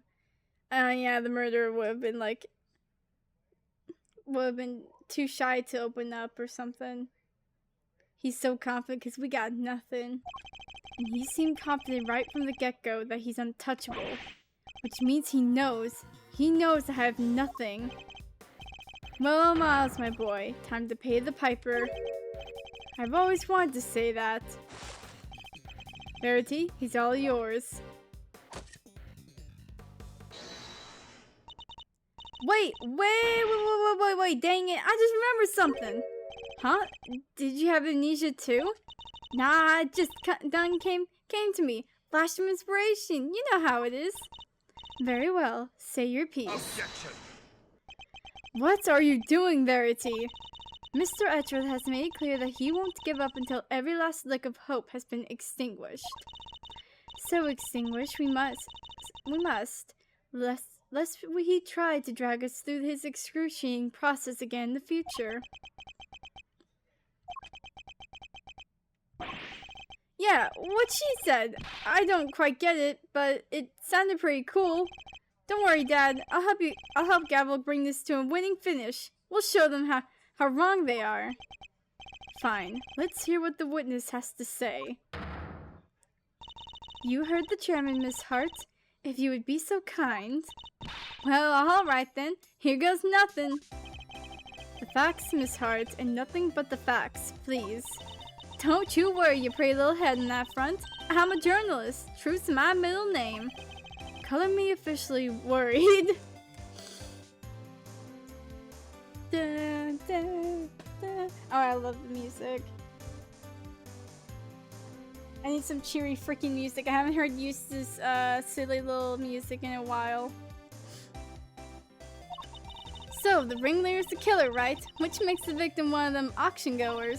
Thing is, that don't add up. I counted 11 people come down that hatch, see?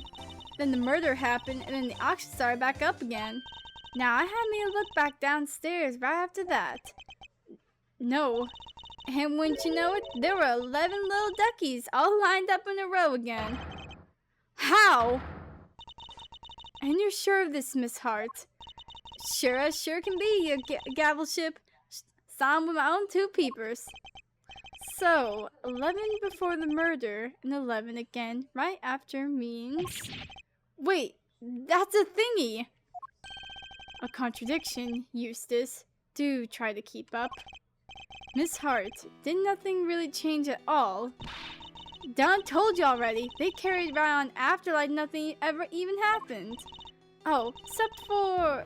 It was nothing much, but... What is it? That little mallet doodad. Can't have yourself an auction without one. Kinda like the ones Missy over there got. Different. The auctioneer's hammer. That's the bunny.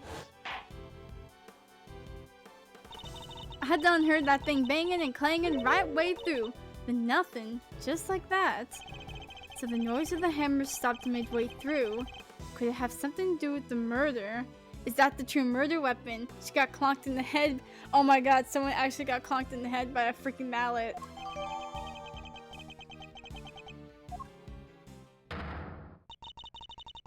If what Miss Hart's telling us is true, we have something of a problem. Namely that the victim is neither the auctioneer nor one of the attendees. Your entire theory cannot stand, Mr. Edgeworth. Chuck one up for justice. Eat that, Edgeworth. Eustace, please. See, Mr. Edgeworth, there's really was nothing we could do. No, there must be something we're overlooking. Something we still don't have an explanation for. We just need to think. I can't. Kay is... Alright, kids, do we finally have our answers now? If so, then I expect you to make good on... One moment, sir. I worry that it might still be a little early to pass judgment. After all, we have one more matter yet to resolve. And until we do, we cannot claim complete and total victory over Mr. Edgeworth. Is that not so, Mr. Edgeworth? Frankly, I expect you to have raised your voice by now. Aloud, hold it, perhaps? Oh, yes, of course. And once again, she has rescued us again from the jaws of defeat. Very well, let's get this over with, shall we? What is this one matter that still remains? Why, the contradiction in the coroner's report, sir. That's, I'm back with the witness, Your Honor.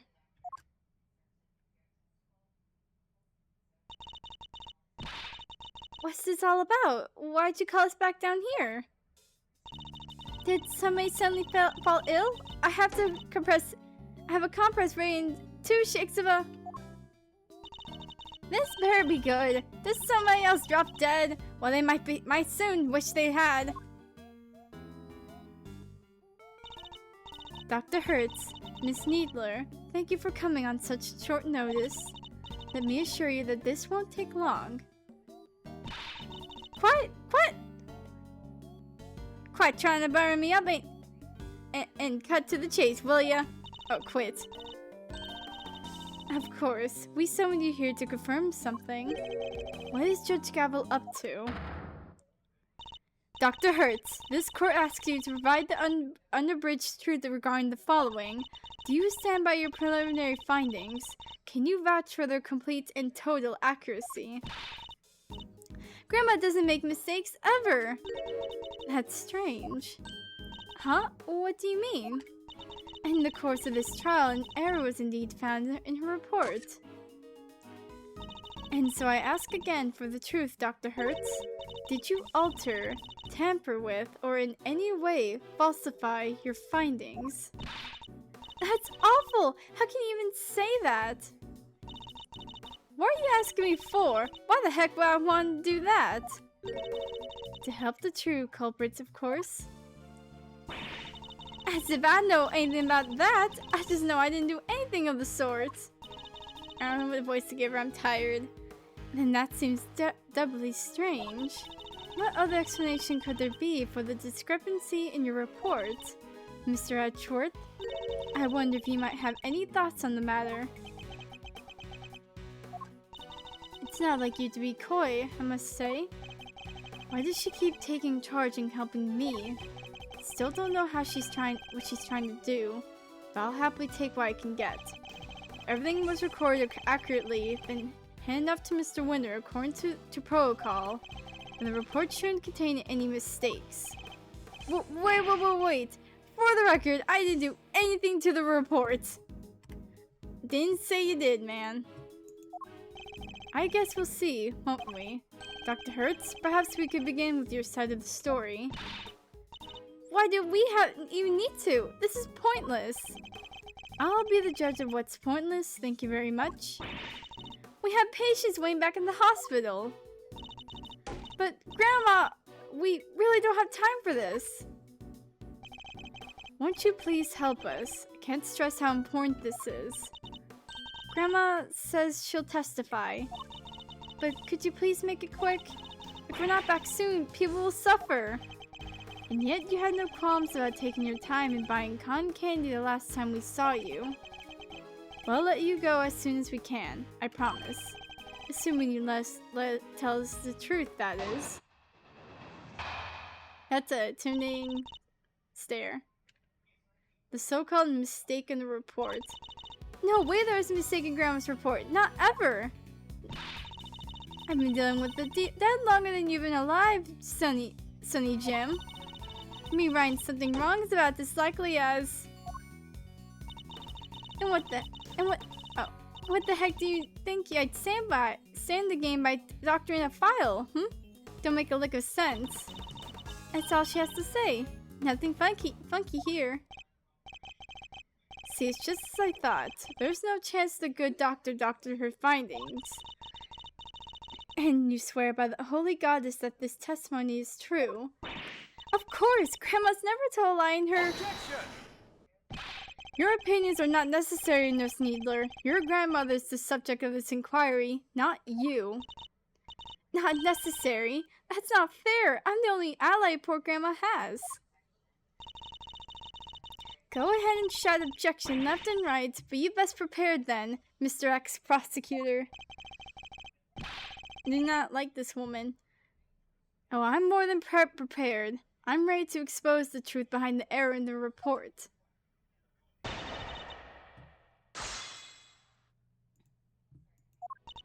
Okay. Oh, I'm gonna be right back.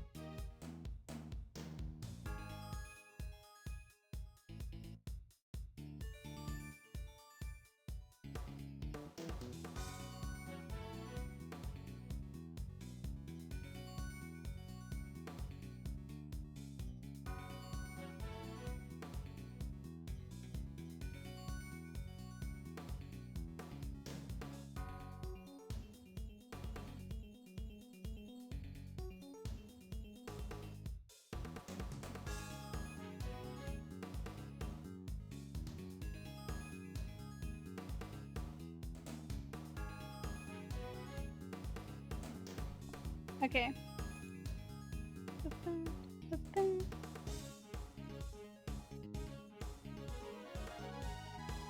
I don't see Franziska by the end of this, and Franziska Thursday is ruined.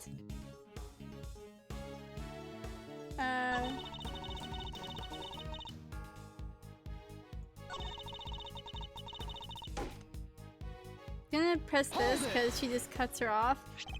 The victim appears to have put this raincoat on after sustaining the head injury, and yet there is not a single drop of her blood in the chest area of the raincoat. Therefore, she must have been hit in the head before she was stabbed in the chest, making it pre-mortem. Oh, that's... I don't need you teaching how to Huh? My dang report already says what you just said, don't it? Objection! Your report states that the head injury appears to have been sustained post-mortem, which is the exact opposite of what I just said. Oh, sure. I diligently dictated that report to Florence here, and she wrote it all down just like I said it. If something happened to her after that, it weren't nothing to do with me. You dictated it. If you could please tell me more. I diligently dictated that the report to Florence, anything after that weren't nothing to do with me.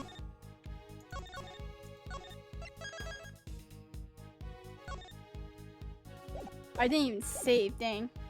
Hold it! Just so we're on the same page, what were your conclusions regarding the body? Well, like I said... Sorry, it was, death from a good hard knock to the noggin. Can you say for certain when the knock happened, Dr. Hertz?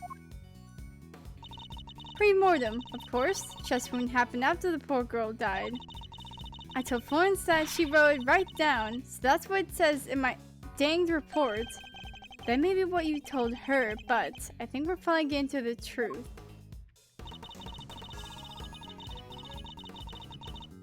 Okay, so it's that. Do I have to, like, point out that, hey, what you have...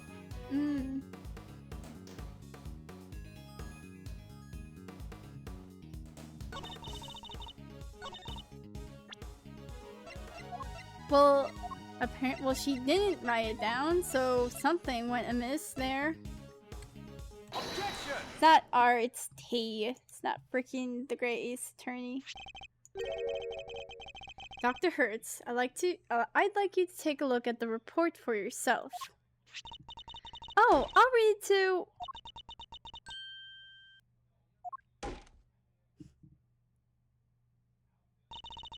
This ain't what I said. This ain't what I said at all.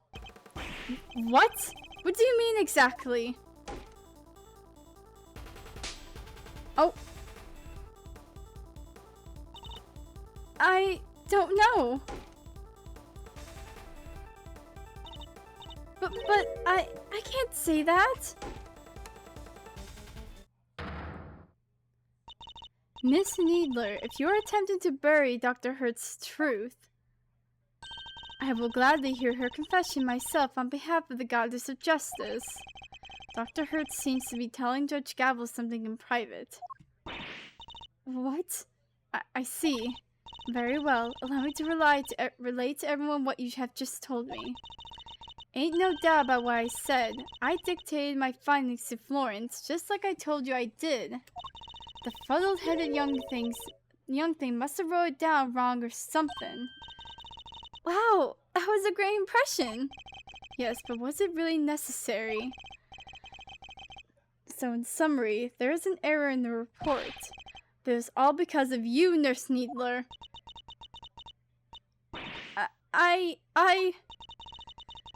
The true facts have now been shown to that the head injury occurred prior to the chest wound. The question now, Miss Needler, is why did you introduce such an error? Just a minute, Verity. You make it sound as if the poor girl did it deliberately.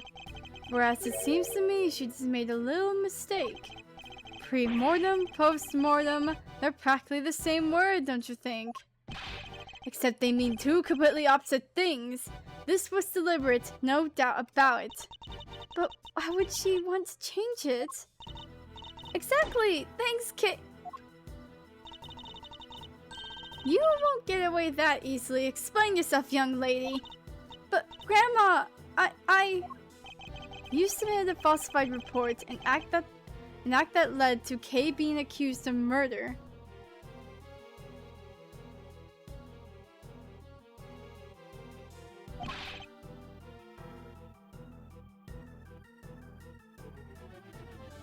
You owe us an explanation.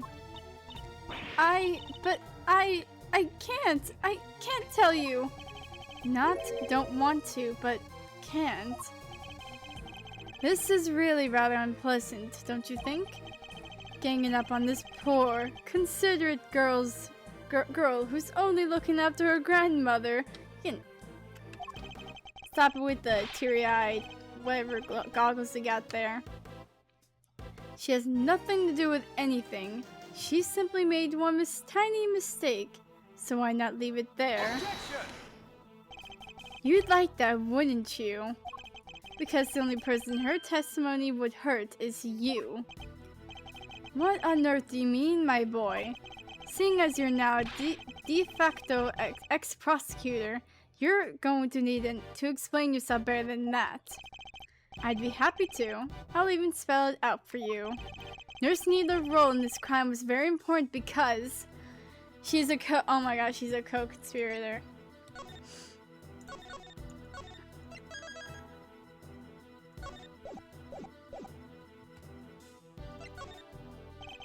Nurse Needler doctored the report in order to cover for her accomplice.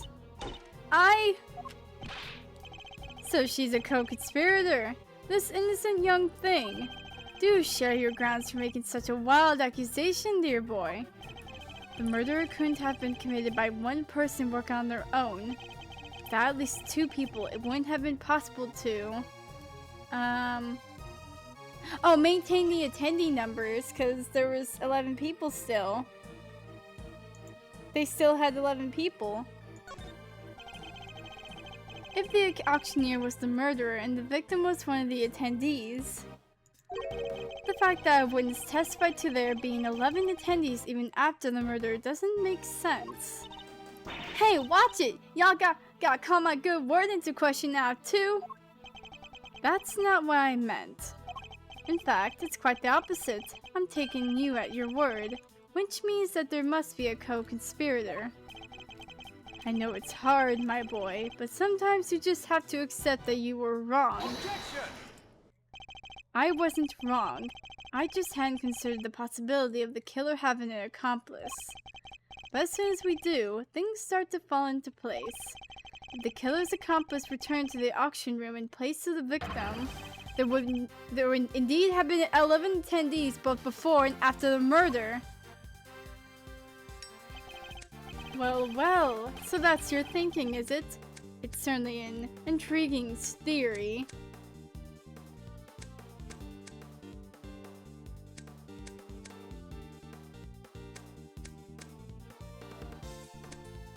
The best gosh dang theory I got, man. Let's show the imposter.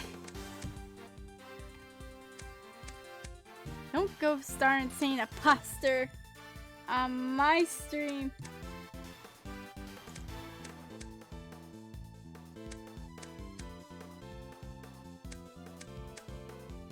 But surely the imposter would have been spotted right away. I don't imagine that Nurse Needler looks strikingly different from the victim in build and stature. With the help of a mask, she could very easily have replaced Miss Ringer without anybody noticing. Well, Nurse Needler, is that what happened? Did you take the victim's place at the auction? I wouldn't do something like... Now tell us, the ringleader, who were they? I can't tell you, I just can't. It hurt Grandma too. Grandma's like, freaking... Grandma's like, you better freaking say something. But Grandma, don't you worry about me. I can take it. I wouldn't be worried about Grandma. She freaking scares me. You just tell him everything, child. But... Oh!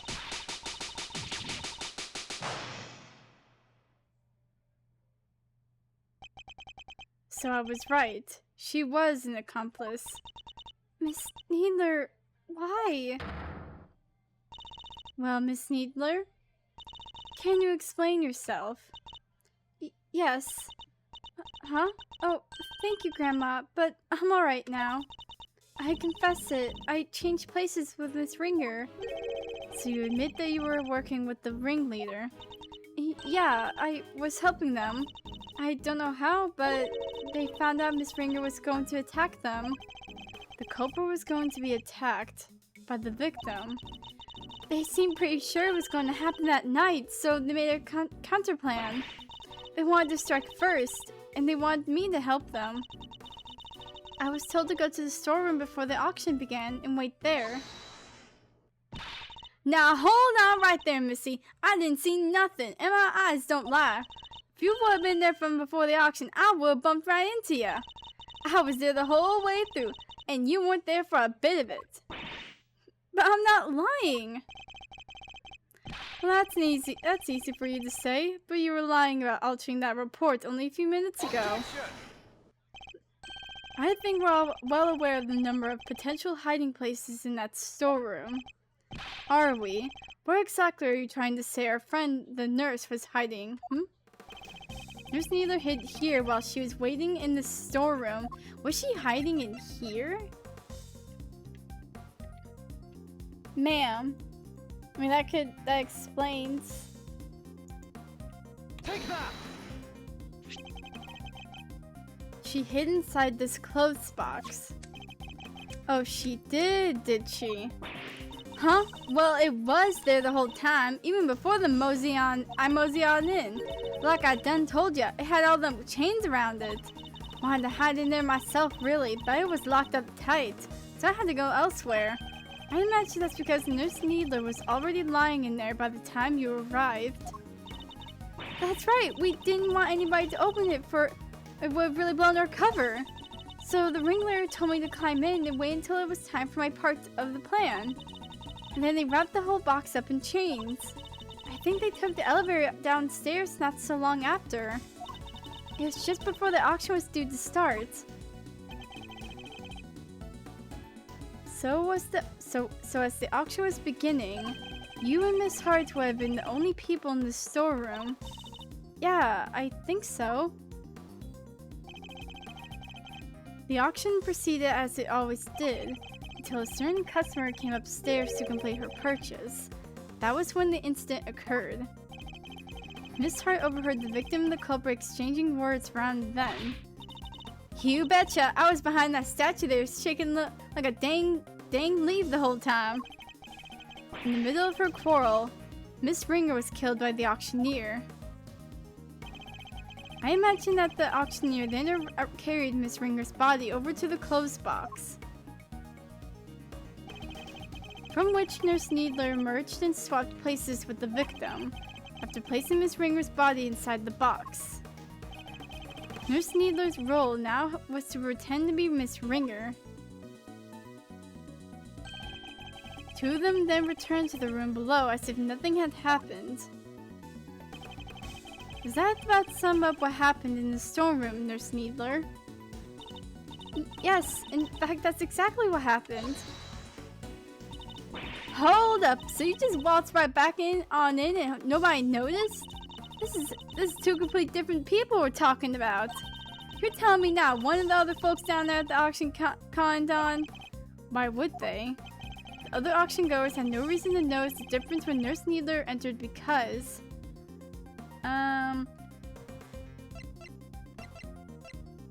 She's stolen the clothes because we'd have another pair. Or not another pair, but... Where is it? Yeah,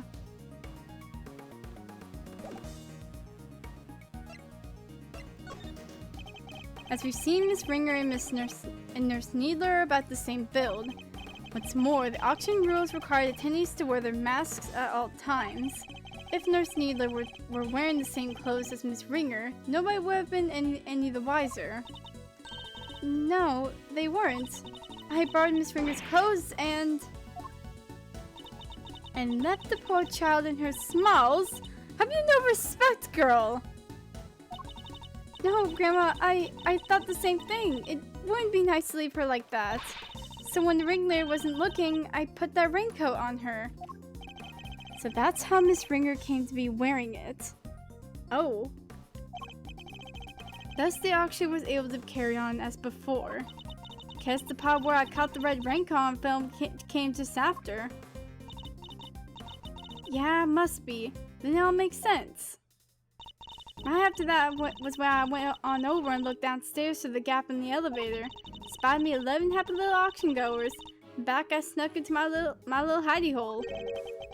Don't tell me you were hiding back there the entire time after that. Well, that is not exactly. What is it? Did something happen? So maybe I had mentioned this before, but I fell asleep for a few winks after that. Well, passed out. Unconscious, you might say. What happened? Oh, nothing much. Kinda silly really, but, there was this sudden loud noise and it startled me just a little bit, you know? Alright, maybe more than a little, but I just witnessed a murder. Can't blame a girl for getting jumpy. Guess that got my heart shook and my head faint. Before I knew it, I was out like a light. By the time it came to, it was the next dang day, and there y'all were clanking down that ladder. I see, so you were startled by a loud noise and felt unconscious. I suppose that means you don't know what happened after that. Not per se, but well, after the auction was over, all the masks were back on the rack. So I reckon the guests done finished up and filed out one by one like they were supposed to. Nurse Needler, once the auction had restarted, what exactly were you doing? I was pretending to be Miss Ringer and placing bids, just as the ringleader wanted. I had to win the clothes box as I'd been instructed. It had a dead body inside after all.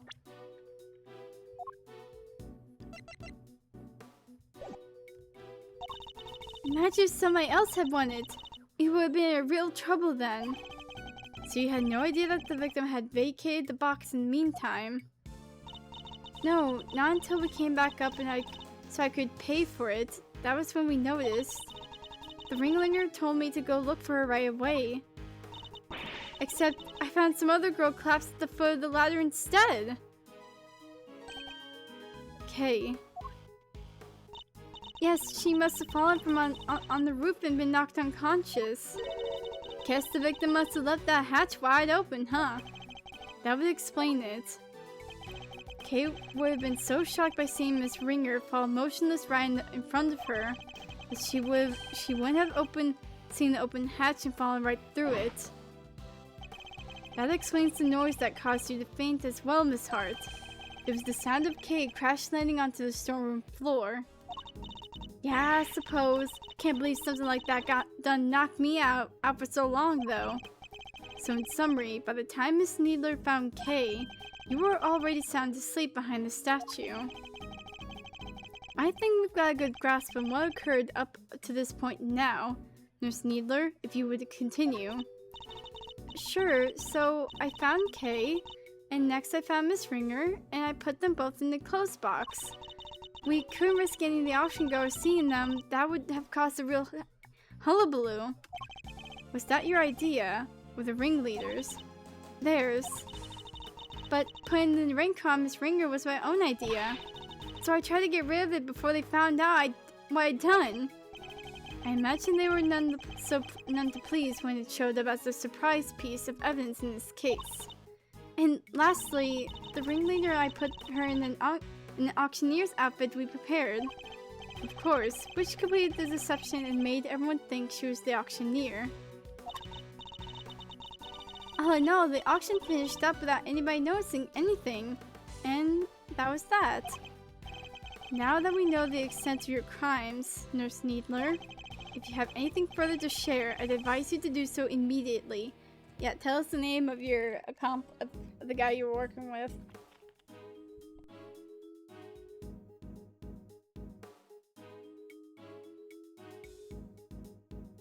That'd be great. I wish I could tell you more, but I'm sorry, that's all I know. Oh, except for one other thing.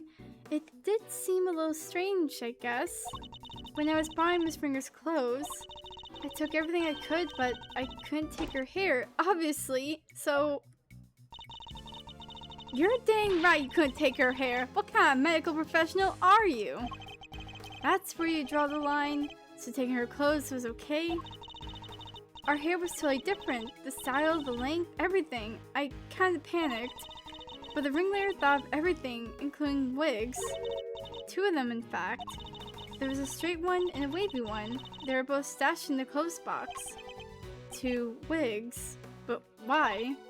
Right? I wondered that too. I thought maybe they were worried that she might have changed up her style. Anyway, I took the straight one. That was the one that matched her hair on the day, leaving a wavy wig in the box.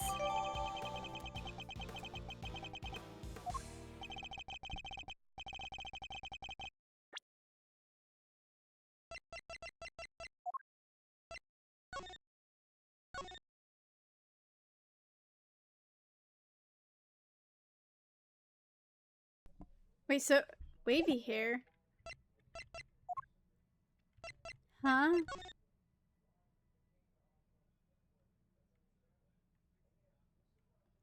What the fudge? And that's everything you know. There's nothing else you're forgetting. No. Huh? No, really, Grandma, that's everything. And I take it that you really have no idea who the ringleader might be. Sorry, I only know that they're in charge of the auction. I didn't see them without their mask on. And they were pretty careful to keep their identity a secret from everyone. If I can't get something concrete on them... Well, Miles, are we about done? I'm about done with you. You've proven the nurse was part of the murder plot, but sadly for you, it doesn't change a whole lot. Because it does nothing to prove that Kay Faraday isn't the ringleader. Justice must prevail. We can't change the law, even for your sake. Is this it? Am I not going to be able to save Kay? Objection! Holy frick, the queen's back! Franziska, what are you doing here? As I told you before, Miles Edgeworth, where the case leads, I follow. Your dedication is an inspiration to us all. But don't go getting the wrong idea, little brother. I'm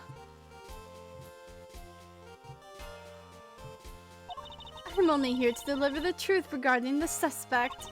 I'm certainly not here to forgive you for abandoning the way of the prosecutor. I understand that. You should thank your former subordinate for what I'm about to share. In his desperation to help Kay Faraday, he gave me a valuable piece of information. Detective Gumshoe did that. Prepare yourself, Miles Edgeworth, for the final piece of the puzzle. Rosie Ringer's head wound was the first of the injuries she suffered, not the second.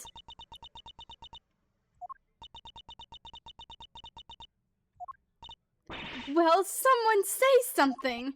Yes, there's no easy way to say this, Franziska, but we already proved that ourselves. You... what? Yes, just a few minutes ago! Well, why didn't you say so sooner? You didn't exactly give us a chance. And I suppose you know about the murder weapon, too? No, not yet. Ha, good. Then listen up. The victim was struck on the head with a blunt object bearing a circular surface, and the wounds to the chest were actually inflicted post-mortem. A circular surface. Objection! And you're certain of that, I assume? Your sources are above board. Two trusted medical professionals reached the same conclusion independently. You couldn't ask for more. Objection. That's certainly good to know. Unfortunately, you're overstepping the bounds. Of what? I'm the prosecutor in charge of the Interpol's investigation into the underground auction. And this murder occurred during that auction. It would be negligent of me not to pursue leads pertaining to related parties. Especially the victim. My, you've really become quite the force to be reckoned with, haven't you, my dear? Then all parties are in agreement. The victim died from a blow to the head. Sadly, the murder weapon itself has yet to be identified. Based on the shape, I might have an idea or two. But guys, I didn't turn up any other weapon during my investigation. And yet, one need only to think about the setting and an auctioneer's tools, and the answer should be obvious. An object with a circular surface used in an auction we're obviously talking about. A judge's... and we're talking...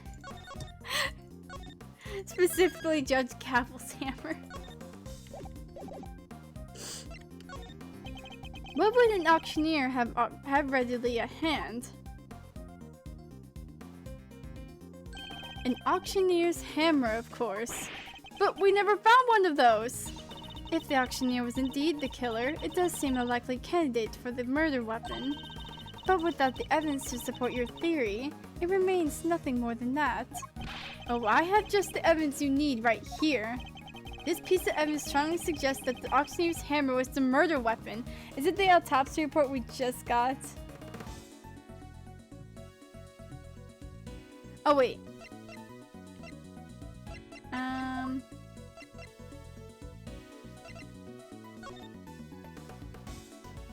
Oh, wait. The hammer was gone after... Take that! Miss Hart told us something very important about the auction after the murder occurred. She said that the very prominent sound of the auctioneer's hammer could no longer be heard. Now, why would that be? I'll tell you why. Because it had just been used in a murder, it was covered in the victim's blood. It would need to be disposed of. Isn't that right? Chairman Winner? I'll have our people look into this right away. You really are like a dog with a bone, aren't you, dear boy? But if you can't dedicate yourself to a cause when you're young, when can you? He seems very confident that we'll never find it. Someone get freaking, Someone get missile. We need the dog. Very well. A search for the murder weapon will be conducted. In the meantime, this court is in recess. Ah, frick. How long are we at? Like, we're at 2 hours and 30 minutes. Let's keep going. A formal accusation.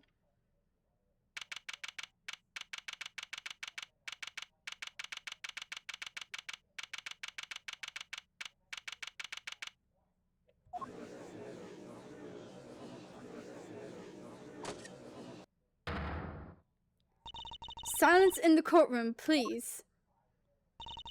Miss Von Karma, if you would be so kind as to update us on the progress of the search.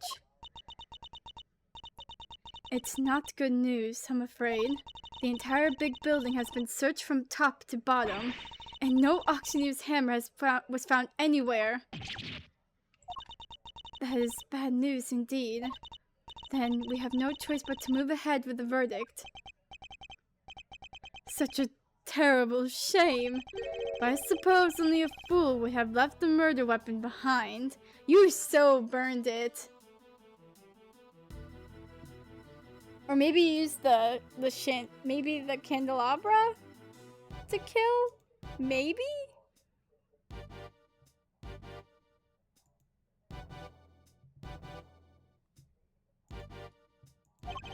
It's certainly not what I expect from a first-rate criminal mind.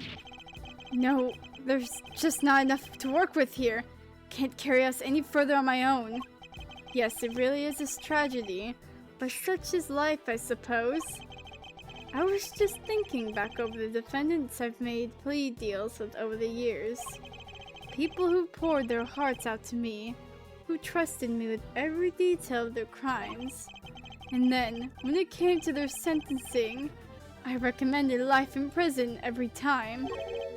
For every single one. Oh, if only you could see them.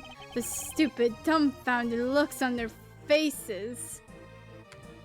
You're a sick, sick individual.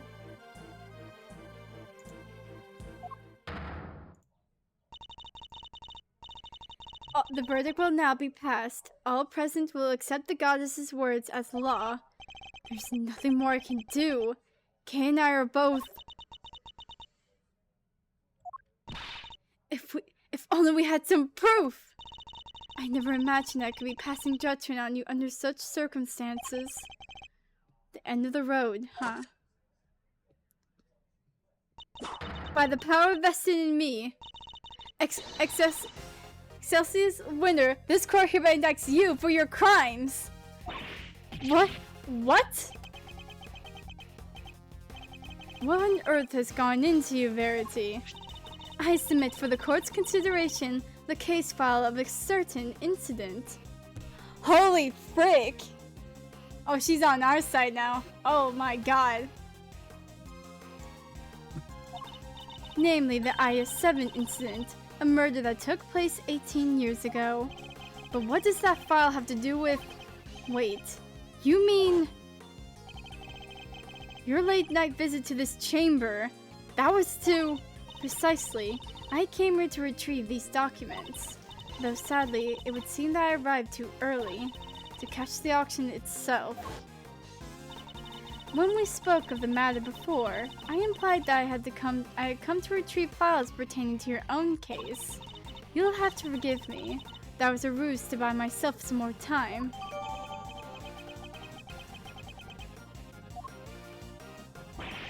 What the heck are you doing, Gavel? You can't just accuse my dad! Without proper grounds, it's deformation! An excellent observation, Eustace. Wait, what?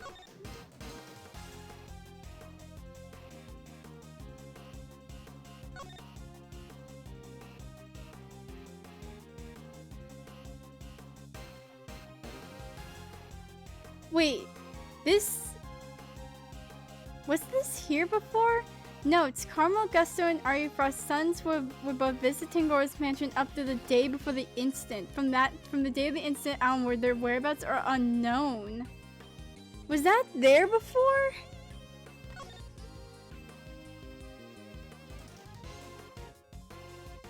Ooh, okay.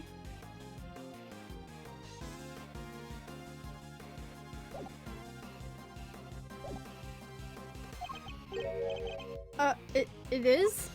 And of course, I have the grounds to make such an accusation. 18 years ago, Mr. Manfred von Karma had some details about the victim's body fabricated. Details he was forced to fabricate when the sculptor Artie Frost's body went missing. My papa! Fabricating information! What is the meaning of this? Ian Seidman, the detective originally assigned to the case, did in fact report that the body had gone missing.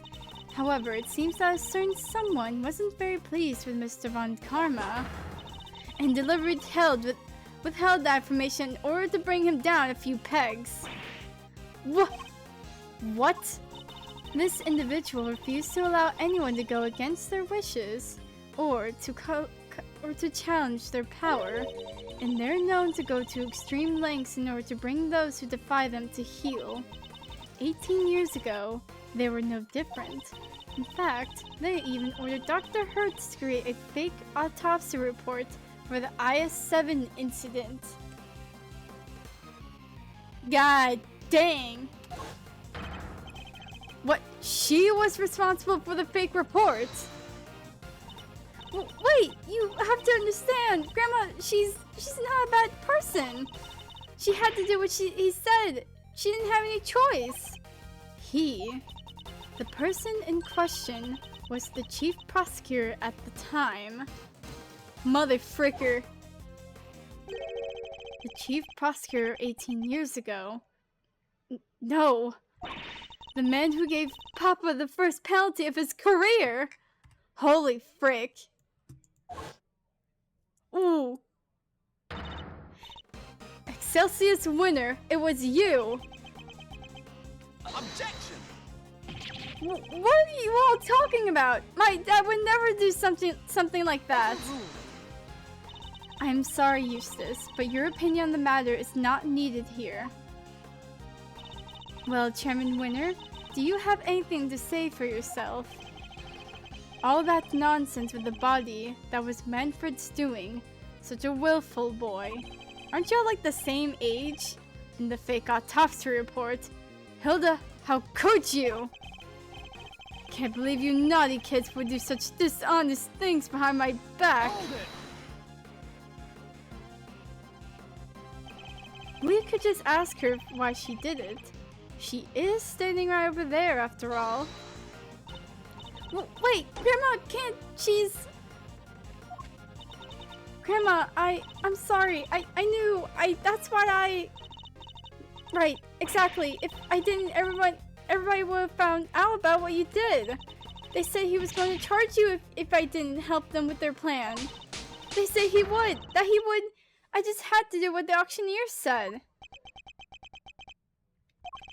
So you were coercing into it, were you, Nurse Needler? And just to be clear, the auctioneer was Chairman Winner. I'm sorry, but I honestly don't know. The person forced me to help them was the auctioneer. And they definitely looked to be about the same build as the chairman, but I never saw their face. Well, there must be something. Any detail, no matter how small, will do. Oh, wait! Their mask didn't cover their whole face! And the part that wasn't covered had a tattoo on it. I remember that much for sure.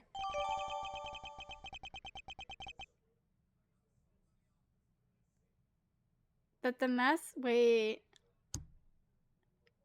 That's a fake freaking beard he has! Fake beard. A tattoo. Objection! This all sounds very dramatic, but I really don't know what you're talking about. There's no tattoo anywhere on my face. I think I'd know if there was one, wouldn't you? Which means I can't be the ringleader no matter how much you might want me to be. I only hope you can figure out who this shameless manipulator might be. That's a fake beard. You got a fake beard. Fake beard.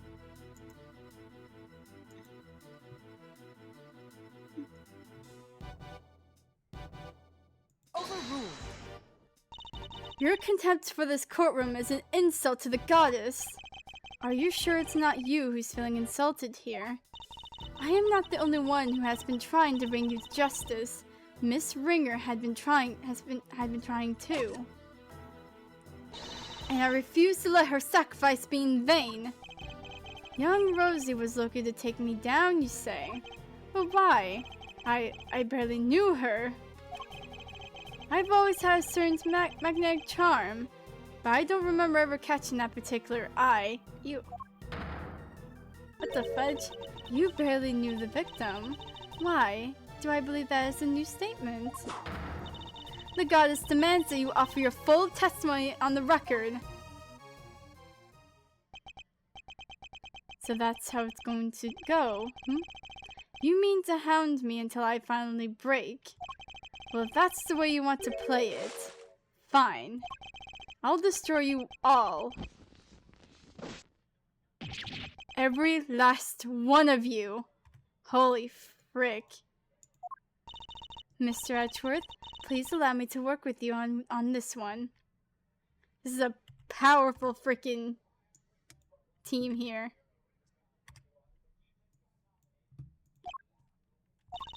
I doubt we'll get another chance to put him on the stand. So let's make the most of this opportunity. Of course, Your Honor.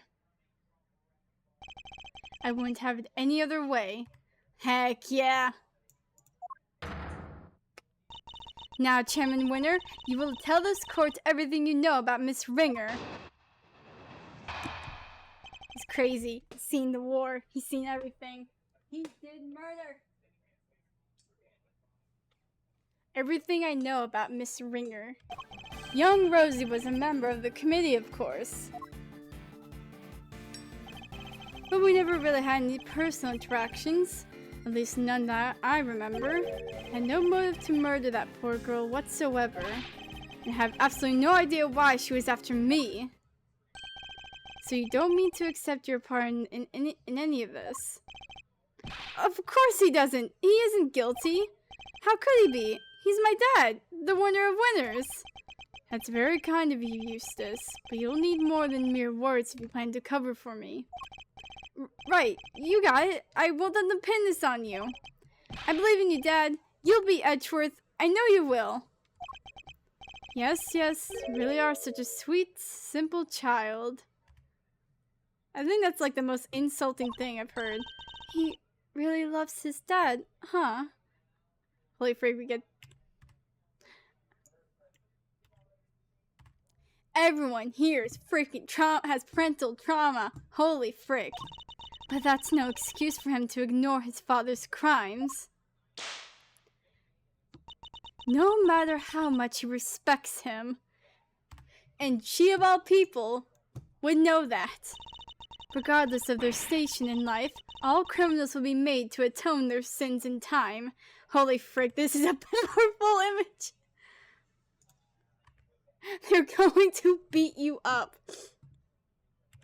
Hold on, I need to see.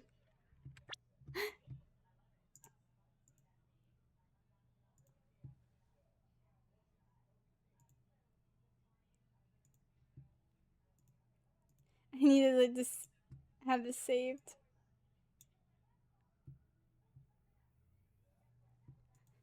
They're going to beat you up. This won't be easy on Mr. Winner, but it has to be done. We can't let his father get away with this.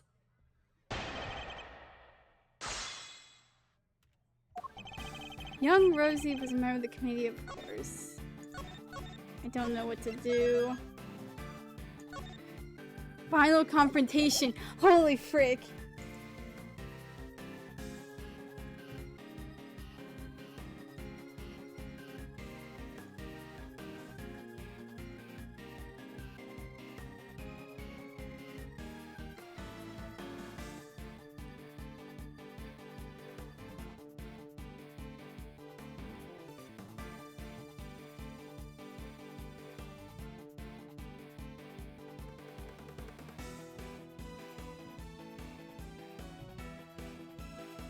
Oh my god, we're okay. Nope. Hold it! As a member of the committee, you must at least have been familiar with her face. Sure, but that's about all. I saw her every once in a while. Hold it! So you're saying you barely knew the victim at all? That's exactly what I'm saying, my boy. Yes, that's why I never even knew about that burn mark on her hand. You didn't. I mean, what's the point? You get to know someone, but before you know it, they're gone. It's become such a pain to remember things about others. They're here one day and gone the next. Yes, because they dared to stand up to you, and you make them disappear. Yeah, man. If you could please add your remark about the victim's burn to your testimony, Chairman Winner.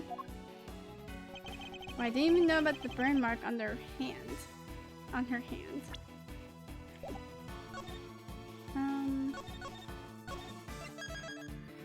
It doesn't really tell us. Does it? You sure you didn't know about the burn mark?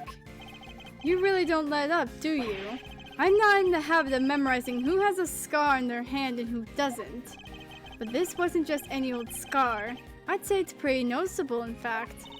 Perhaps under normal circumstances, but now that I think about it, Miss Ringer did always wear gloves.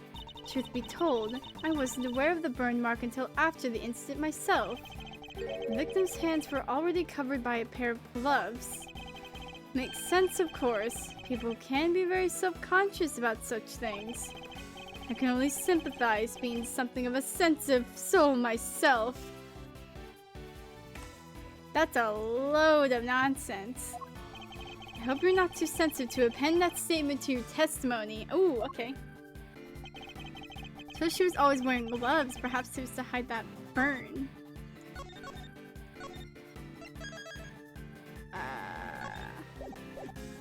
But I mean, these, don't they seem pretty fresh?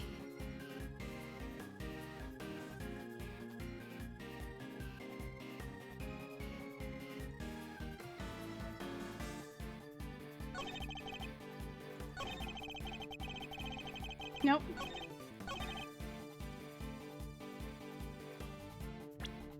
Wait. Where's that stuffed animal? One of the people recorded had a prominent burn. Wait, she wasn't even wearing gloves at the time though. So he... Oh, he knows. Frick, wait, hold on. Where's... Give me the freaking... Give me the plush, give me the plush. Give it to me. Right now. Mother fricker. You done fricked up now. So Miss Ringer always wore gloves. If she did, that raises a rather important question and highlights quite a contradiction. A contradiction, you say? Really? If we listen again to the conversation that was captured by this stuffed cow, you'll soon see what I mean. And I knew it was you the moment I laid eyes on you. You can't hide that burn from me. Nothing to say for yourself. I've waited so long for this day, and now I'll finally have my revenge.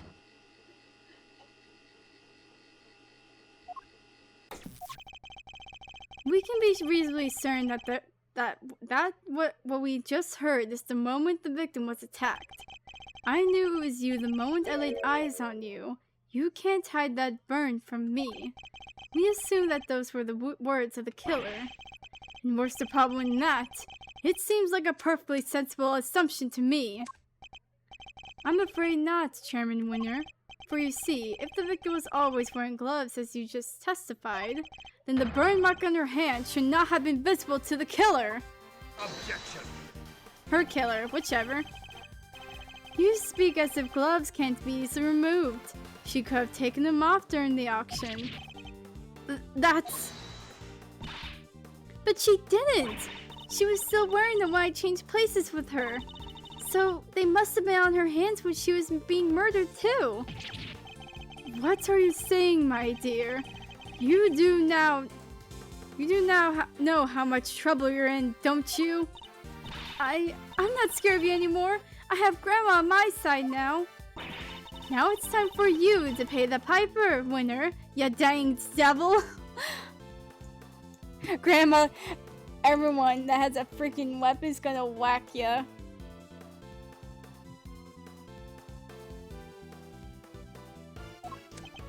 I see. So you're both looking to disappear too. That can be arranged. Oh, he definitely killed his wife. Oh, he so killed his wife. Oh my god, I feel so bad for Eustace. Everyone has parental trauma. Holy frick.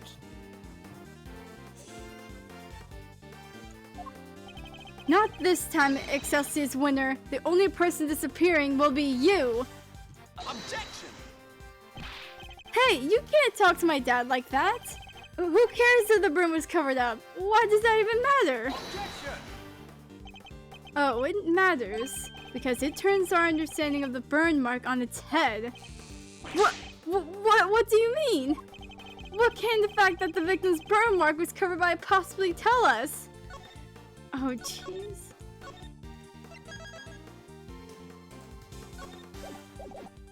The murder had a burn mark too. The victim didn't have a burn mark. There was no burn marks.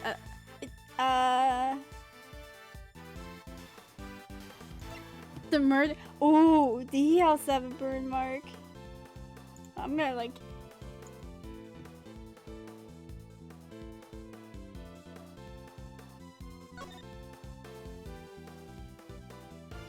He also had a burn mark. Think about it like this, Mr. Winner. The victim was wearing gloves. Therefore, the burn mark on her hand would not have been visible. In which case, whose burn mark was it that was being referenced in the recording? Somebody who, wasn't the victim? Precisely, which can only mean that the culprit had a prominent burn mark too. Or put it another way, I knew it was you the moment I laid eyes on you. You can't hide that burn from me. Those words were spoken not by the murderer, but by the victim. No way! Holy frick. Yo, that tattoo. Eustace, my boy, would you mind stepping aside for a sec? Look, Miles, it's nice to see you having fun with your little flights of fancy, but let's get serious. So the murderer had a burn mark now? Really? Where? Your little theory will either take flight or die depending on your answer here, I'm afraid. He's not messing around. Have to figure out where the burn mark was and fast. I wonder where it could have been. All the auction people were wearing disguises, right? Yes, and each disguise was different. Yet in spite of that, the burn mark was visible to the victim somehow, which means... Well, shall we? Enlighten us why you don't. Where was the murderer's burn mark? I assume you have some evidence.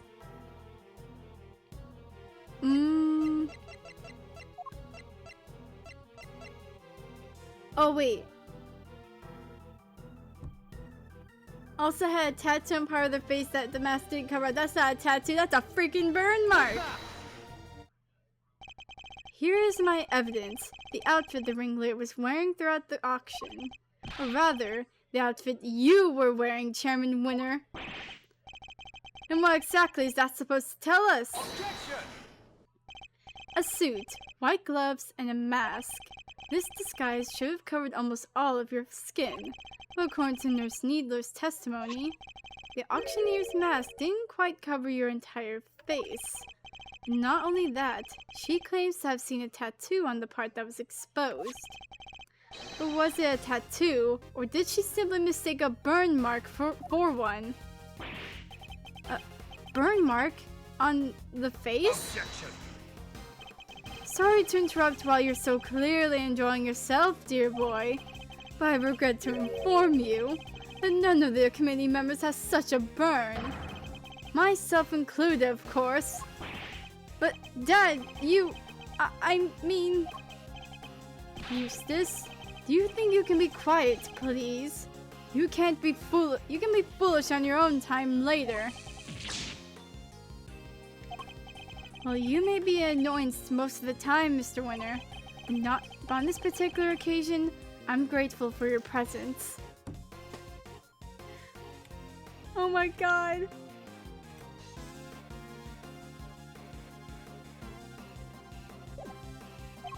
Reaction like that from you, his son, is as good as an indicator of the truth as I could have hoped for. And it gives me much needed confidence boost concerning another theory of mine. Namely, who that one unexplained item belongs to.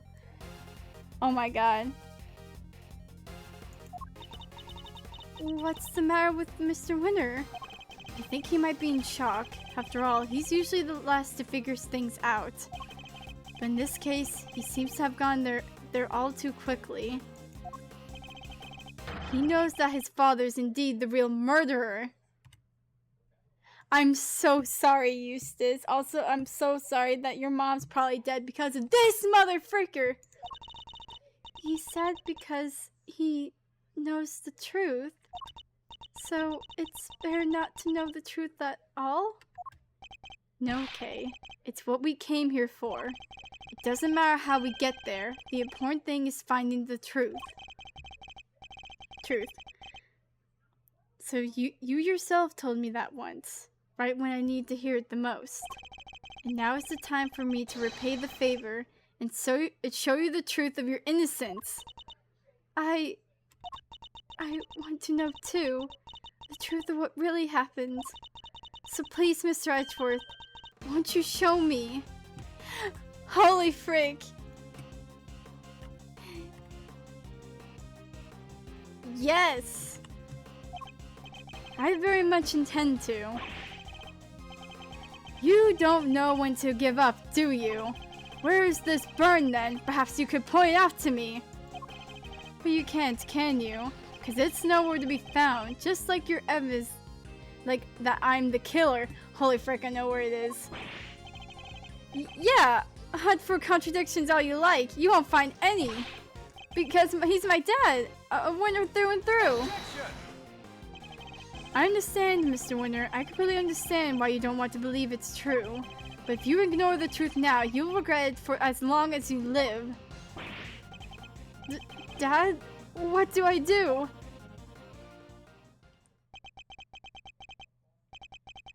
Just don't understand it. How could I have raised such an utter buffoon? If you really wish to help your father, Eustace, you can try thinking on your own for once in your life, you useless nitwit. But I try all the time, Dad. All I do is try. I went to the school you wanted me to go to. I aced every test. Look at my jacket. They only give these to the valedictorian. I did everything you told me to. I worked like crazy, graduated top of my class. Tried to be just like you and win as many trophies as I could. Objection. You really are just a simpering simpleton, aren't you? Those tests you aced? I had the school give you perfect scores on all of them. Oh my freaking god, you are the worst father ever. You are the worst person. Those debate and speech competitions you won, the judges were all friends of mine. You never even realized that much. There's no hope for you, I'm afraid. None at all. Oh my god, you mother fricker. You're no son of mine, even if you must see that. Oh my...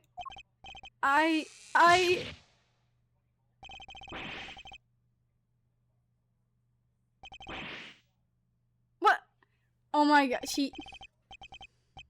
God, my own son. They all leave in the end. It's 'cause of you. They're gone. They're leaving 'cause of you. You mother freak, you psychopath.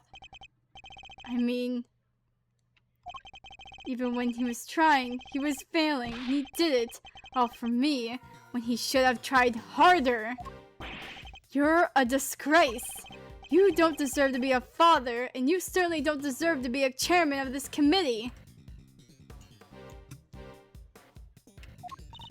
Even I feel sorry for the boy now.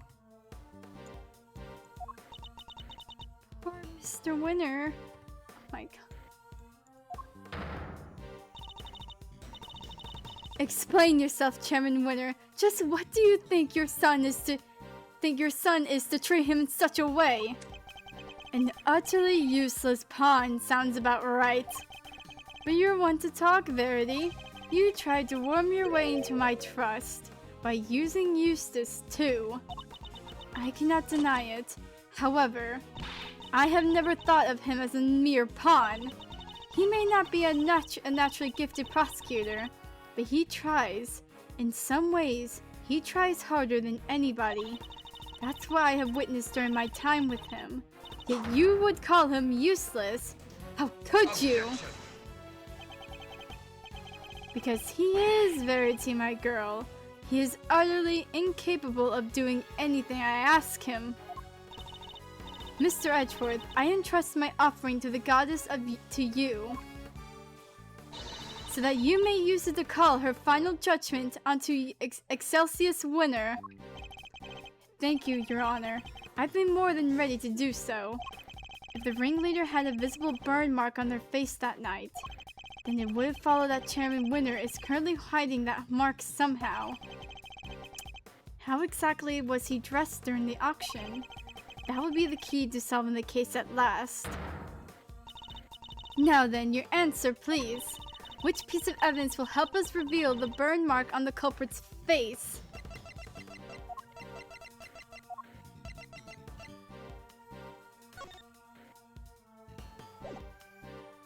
Take that!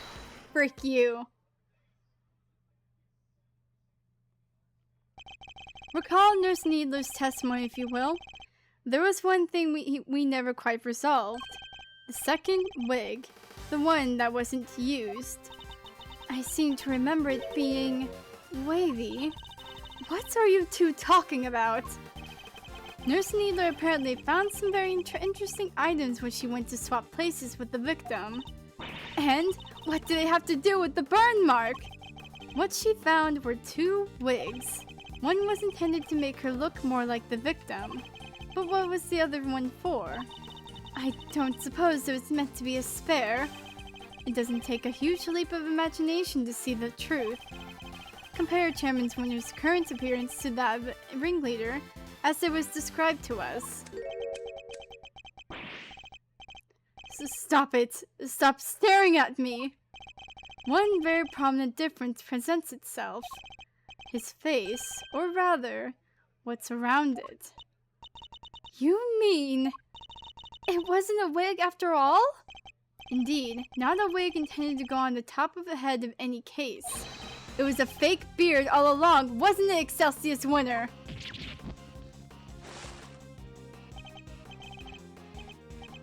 Why this is on my own, dear boy. How very unkind of you to suggest otherwise. Objection!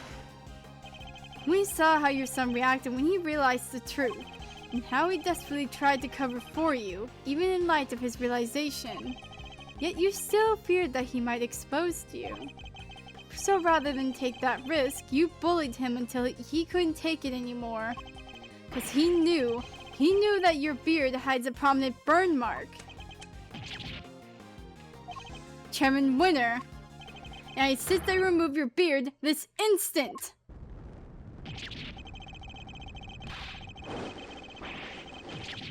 Oh my god! He's freaking bald! There it is! The burn mark! Mr. Edgeworth, for bringing evil to justice before the eyes of the goddess, you have my thanks. No, thank you. I couldn't have done it without you. Excelsius Winner, in the name of the goddess, I hereby pronounce my verdict. In the matter of the murder of Miss Rosie Ringer, this court finds you guilty.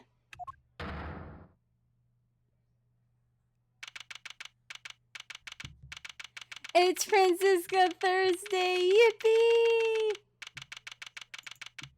Yippee! And I got someone in freaking prison. Let's freaking go.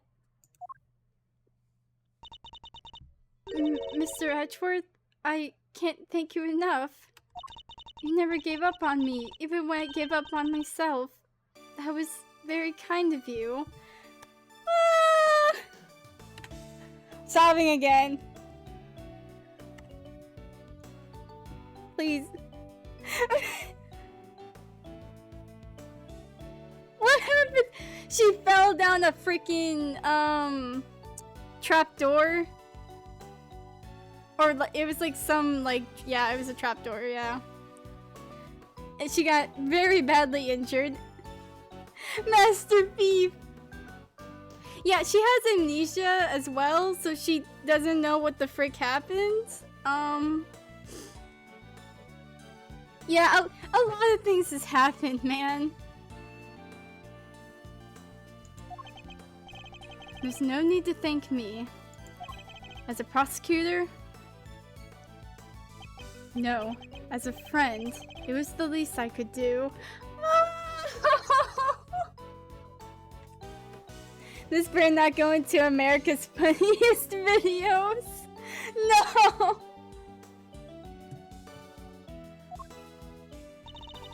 Mr. Edgeworth, rejoice. I've learned that Chairman Winner has been safely delivered to the detention center. Thank freaking God, he can go frick himself. The search for the missing auction hammer continues. However, we are talking about Chairman Winner here, so it's highly likely that it has already been destroyed. Yeah, he probably burnt it. In addition, there is one other matter I must inform you of. The chairman made a rather strange statement. According to him, the letters were not part of his plan. What? How could that be? He claims that he and Miss Needler found this letter on Miss Ringer's person, and that they found a second letter on Kay's unconscious body. From their contents, the letter seems to be ones of the correspondence.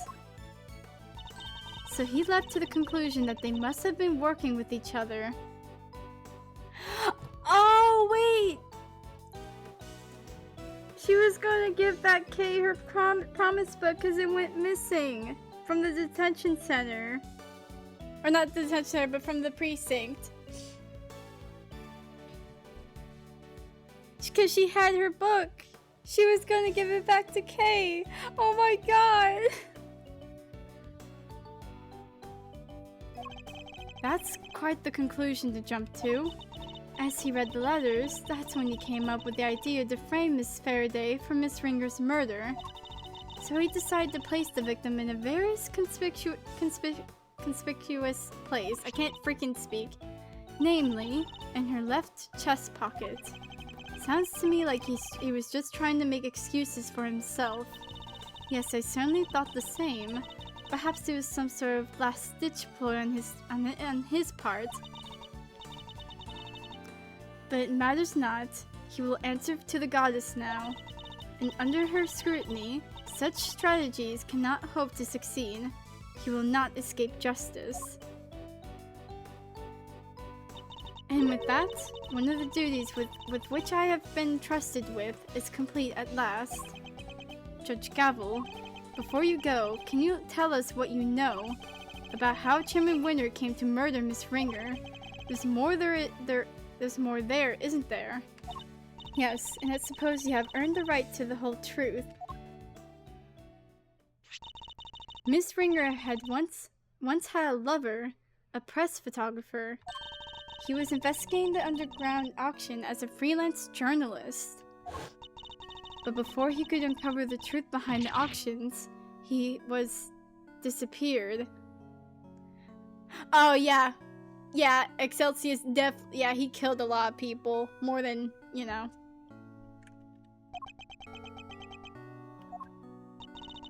All Miss Ringer was left with were the memories and personal effects of her lover.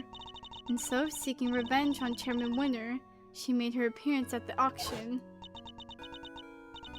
Unfortunately for her, her opponent struck first. I see. So that's the story behind this case. While the goddess does not condone acts of wanton vengeance, Miss Ringer actions have exposed Chairman Winner's crimes at last. So that was your real goal. You were tasked with exposing Excelsius Winner and the corruption at the heart of the committee. Where the heck is Eustace at? He just ran off. Does anyone know what happened to Mr. Winner? Thank you, Kay. I was my thoughts exactly. Where'd he go? I'm afraid I haven't been able to get in touch with him. Do you have any idea why? Probably because I wasn't there for him just now, when he needed me the most. Oh, I really feel bad for him. Well, don't pity him too much. At least he knows the truth now. And no matter how hard it might be, he'll need to learn to accept it. If he can't, he'll never be able to move on with his life. Trust me.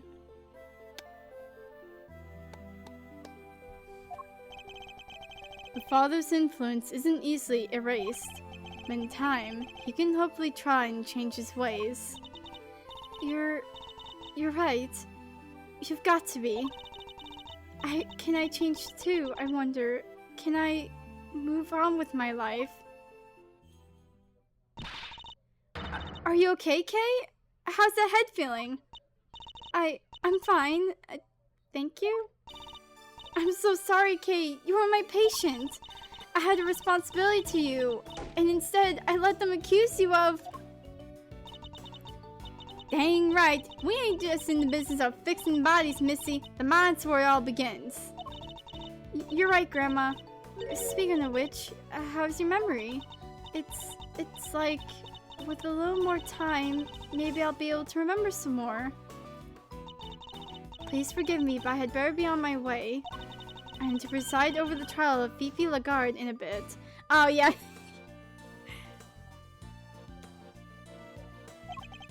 The Bronco Knight case, huh? Who's the defense attorney? It was supposed to be Miss Ringer, but as she is no longer with us, we are still in the process of finding her replacement. Miss Ringer was scheduled to represent Warden Lagarde. And of course, until we find Eustace, there's no way to act for the prosecution either. In any case, I must take my leave. Wait, please! What about Mr. Edgeworth's badge? What's going to happen to it now? With its chairman under arrest, the committee's activities have been suspended for the time being. So to answer your question, it's complicated. It's all up to the goddess now. But... Don't worry about it, Kay. It's a consequence of my own making. And I assume you do not mean to change your mind. Of course not. I chose the path of the truth, and I choose it willingly. With Chairman Winner out of the picture, justice is in the hands of the righteous once more. If you did wish to follow the path of the prosecutor again, Mr. Edgeworth, I would be more than happy to facilitate such a decision. It's very kind of you to offer, but I can't accept your help at this time. I can't ask for my badge back when I'm not even sure if I want it anymore. Jeez. I see. It seems we are destined to continue on different paths then.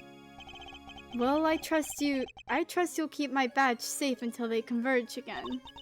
With all I have. In the meantime, I have here a token of the goddess's mercy.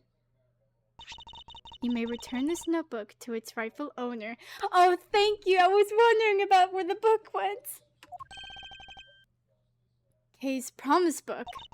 It seems it was due to be sold in the auction, and with the name Kay written on its cover.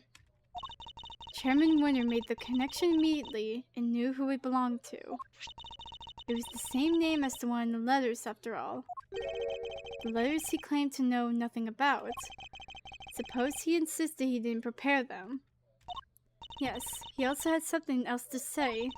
Apparently, he thought that Miss Faraday was after her notebook, and that Miss Ringer was after his life, and that their respective goals were what led them to cooperate and infiltrate the auction together. Unfortunately for him, he misread the situation completely. It was all just happenstance. If Kay had known a defense attorney who was also a member of the committee, there's no way she wouldn't have told me. That just isn't like her. Your belief in her is touching. While the notebook did become part of Chairman Winner's cover-up scheme, it's also a treasured possession of Miss Faraday's, which is why I would like for her to have it back, as I'm sure would the goddess. Thank you. I pray that it helps her recover her lost memories.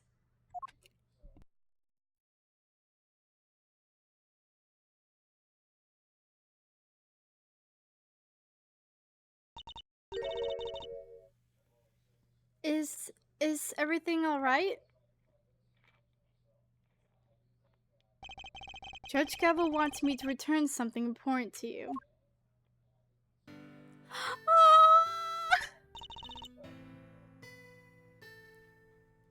Oh my god! Oh, so this is the oh my god! Isn't that... Oh my god. Oh my god.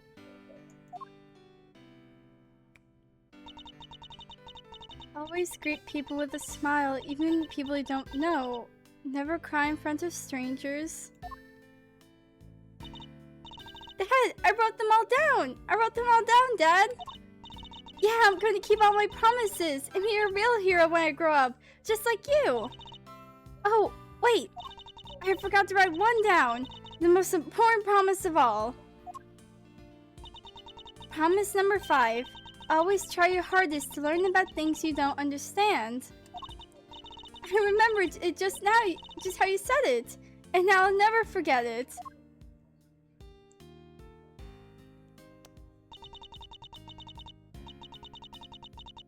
Trent, please. Clown University? I'm handing that to freaking Excelsius. Biggest clown of all. Always try your hardest to learn things you don't understand. That's right. I have to try.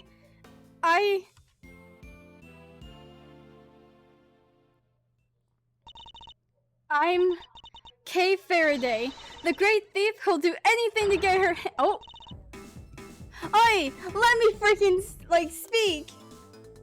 Yeah, she's back! She's freaking back! The great thief of Yatagarasu! Second Yatagarasu and assistant to Mr. Edgeworth! Kate, is that really you? Can't say I'm not a little bit embarrassed, but... Yeah, I'm back, and I couldn't have done it without you, Mr. Edgeworth. You never stopped helping me, even when I was totally lost and couldn't remember anything. Thank goodness. You certainly seem to be back. Hey, so this is the real you, huh? Welcome back. It's so good to know you're better. I can sleep easy now. Say thief woman, my beloved. Now that you've found it, don't you dare go losing that memory of yours again, young lady. You hear? Miss Needler, Dr. Hertz, thanks a lot for looking after me. And if you really are better now, you better get out of them dang hospital duds. Oh yeah, I washed all your clothes for you. Here. I thought they were with Detective Gumshoe. He handed them over to us after they came back from forensics. And did he happen to mention if forensics found anything of note? I didn't ask? Anyway, never mind that now. Put them on, Kate. I want to see.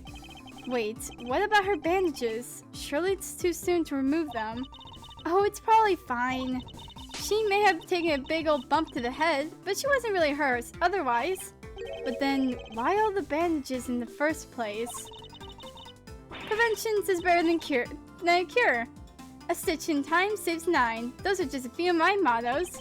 Both of which sounds like painfully annoying practices for your patients. Okay, Kate, transformation time. Yeah, now this is what I'm talking about. Fits like a stolen glove. Heck yeah! And that smile suits you better too. As it's always did. Thanks to you too, Miss Von Karma. I'm so glad you showed up when you did. I simply came when Scruffy asked me to. Ah. Whip woman, my beloved.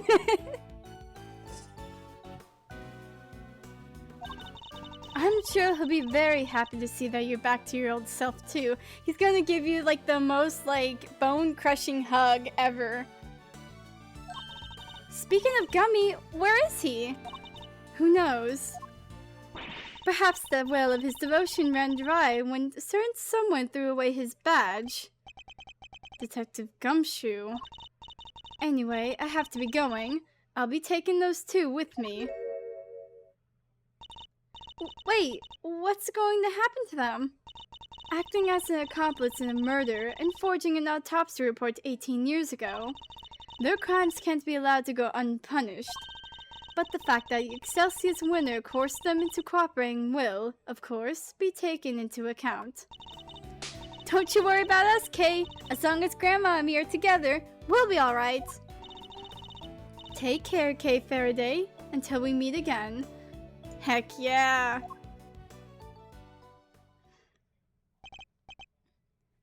Wow, it's just still here. Please take a picture of them. So, Kay, I know you only just got your memory back, but I need to ask you some questions. Sure, ask away. What happened the day you lost your memory? What were you doing? Let's see. Somebody asked me to meet them at Gourd Lake.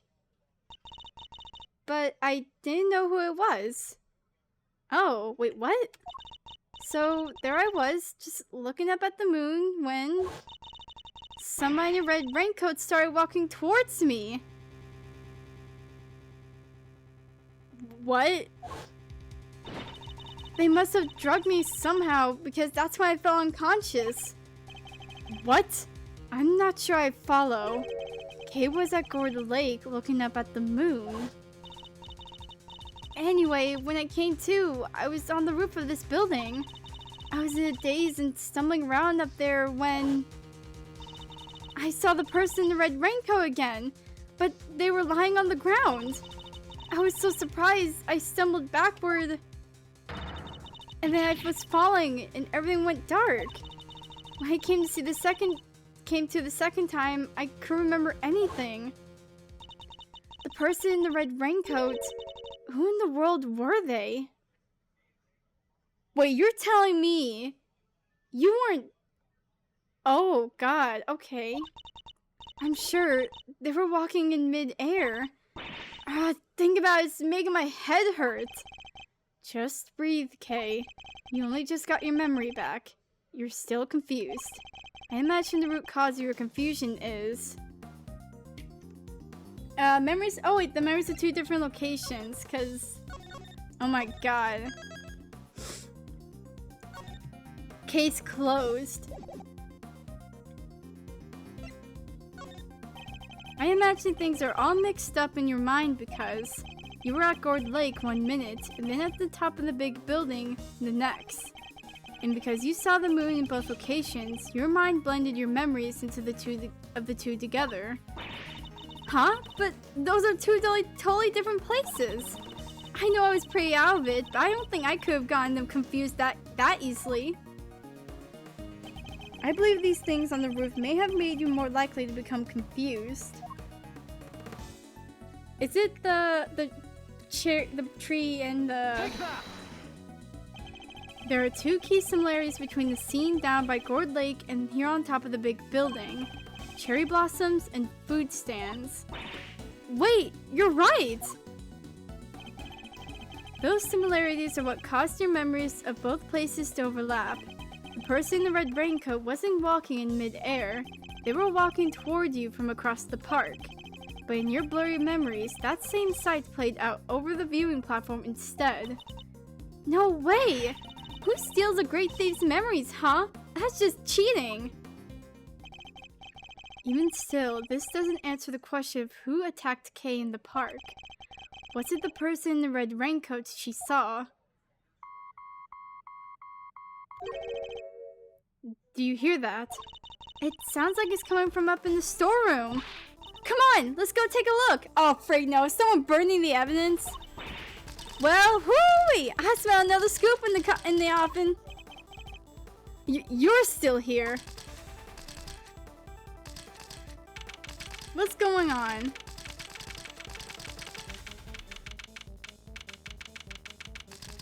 Okay, thank God, no one's trying to. I swear, if someone was going to burn it, I was going to flip. Oh, it's the walkie-talkie. It's coming from this little gadget here, Mr. Edgeworth. This transceiver. I feel like I've seen it somewhere before. It's still going! But I'm no good with technology. Come on, you have to pick it up. Fine, I'll do it. Hey, this is Edgeworth. Kay, if you could refrain from answering strange calls from me. Mr. Edgeworth, I presume. I know that voice. Shelly the Killer! Holy frick. Congratulations on another case solved. Yet, I can't truly say it's been fully resolved. Can you? I'm sure you know it by now that there was a mastermind at work, orchestrating the entire incident. How do you even know about this case? That's not what's important right now. Let's focus on this certain individual for the time being, shall we? I have indeed been wondering myself if somebody else could have been involved. If not, how are we to explain the piece of evidence that proves so darning to case? No way, an evil mastermind? But who? Who indeed? Perhaps you could share your thoughts? What is the evidence in question that points to somebody else's involvement? Oh! Excuse me?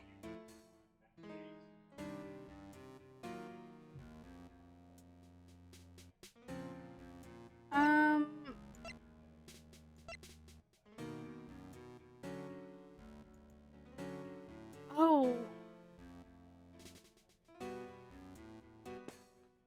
Is it the letter? 'Cause those weren't there.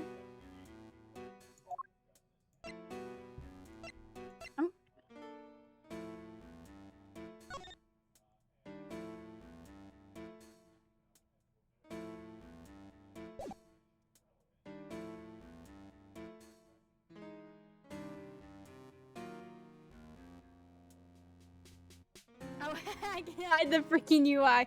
Just... He's sleeping.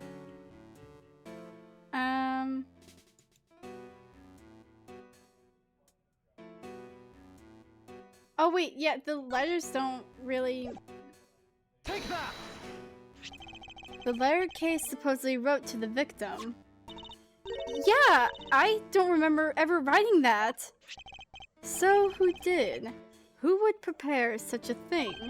I know I'm not the only one who would like to know. Ooh. And how do we know it wasn't you? Now why would I do the thing like that? I believe the truth can only fully come to light in a court of law. But since you've had your badge revoked, that is no longer an option. So how will it all end? I, for one, will be watching from the sidelines with interest. He even knows about my badge. Oh, and one last thing. I do hope you won't betray my trust in you. Now, I'd bid you farewell. What the heck did he mean by the case hasn't been fully resolved? And why is he so interested in us anyway? Everything's just one giant ball of mysteries. It seems we've only scratched the surface of this case. But even without my badge, I'm going to carry on doing what I can. However this ends, one thing's for certain, come what may, I will expose the truth. Mother freaker!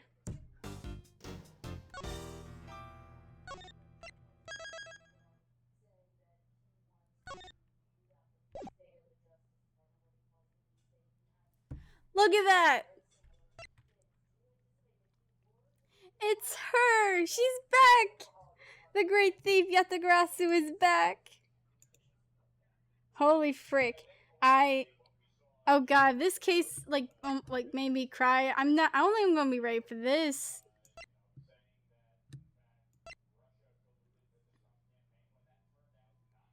Oh my...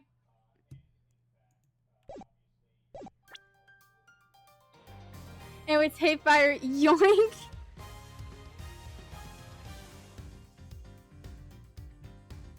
Oh god. How long? Oh my god, how long? I've been streaming for like 3 hours. Yoink. Wait, what?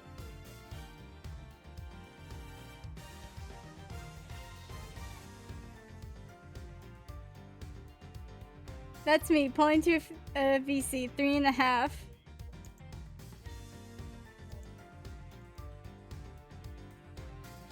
Oh, okay.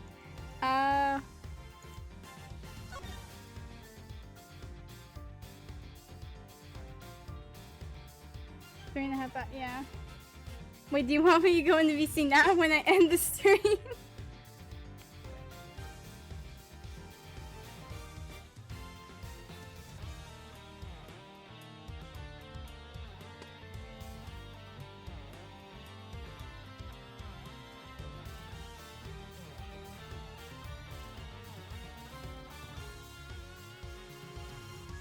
Do you not understand what yoink means?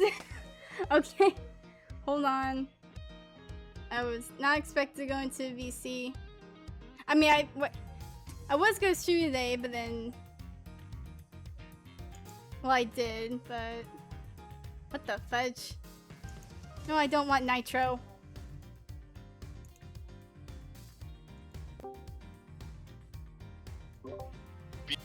It's your wellness checkup. You doing good? I'm sobbing. Damn, okay. It doesn't help I'm on my monthly subscription as well. Oh no. It literally happened today. I'm like, frick it, I'm gonna live stream or else I'm gonna be thinking about the when was case. your last subscription? Like last month. No, I know it was last, but like, wasn't it only like 2 weeks ago? Yeah. It happens like every month.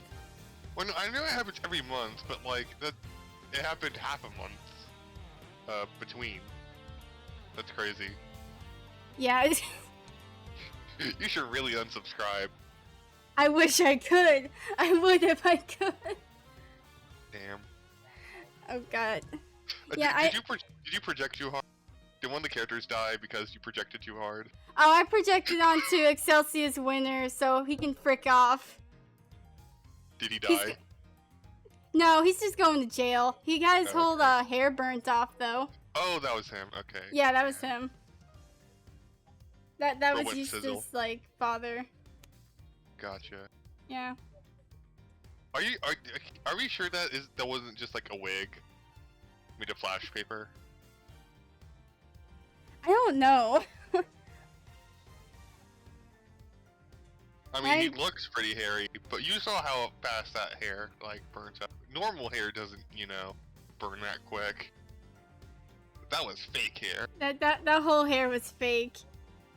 All Just of it. like him. Just like I called it from like the beginning of the case. Like, are we gonna have another like parental figure traumatizing their kid? And there was Mother Fricker. Yippee! Everyone here has parental issues. Yeah, that reminds me. I saw this like one thing where like it is going through a bunch of like this person's OC. Like, you have daddy issues.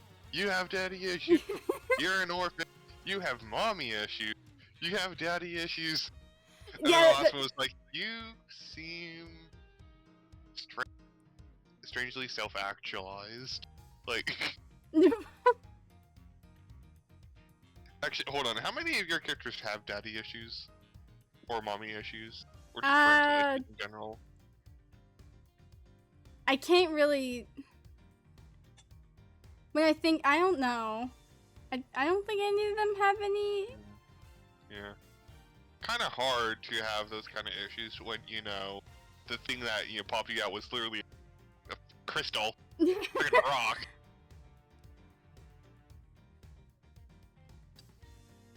Yeah, Oh god, I need to like actually lay down because like when I realized I was on my subscription, I was like, do I stream today? But then I was like, frick it, I'm gonna stream, and then like once I actually feel better, I can do the next case or something. Yippee.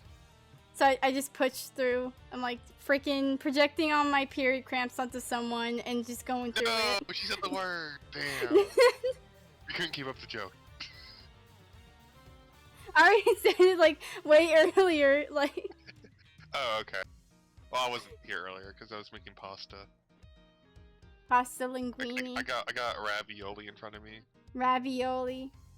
I'm gonna be real. Ravioli isn't one of my top pastas. Mm. I think it's the ricotta cheese, actually. I just don't like ricotta. Mm. Because, like, I really don't like lasagnas. But then again, ricotta is also in lasagna. Lasagna. Lasagna. Yes, indeed, lasagna.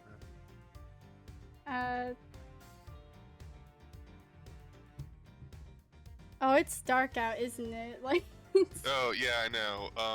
You know, it's getting close. The cold is coming. Oh no. This reminds me of like this really ominous thing, like the fog is coming, and I still don't understand. What does that mean? I think That's so- fog's coming. The fog is coming. Like, what do Yes. you mean? That's so ominous. Exactly. I'm gonna end the stream. I probably won't stay in VC because I also need to eat and lay Aw. down and Okay. process everything. Man. Okay. Anyways, are you ready for like the winter festival? Oh yeah, yee. Hold on, let me just.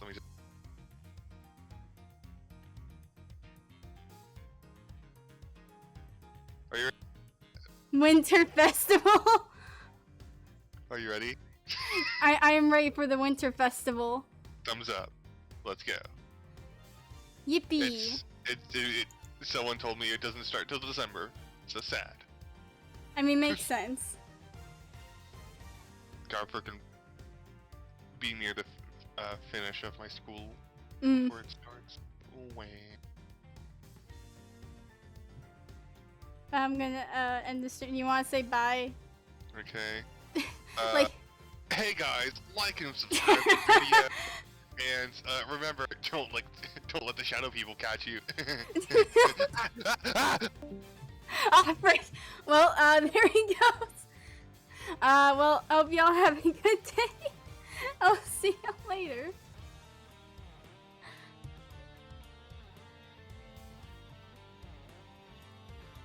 Shadow people got him. Tis sad. F in the chat for triple knockout. Got taken by the shadow people. Tis a sad day.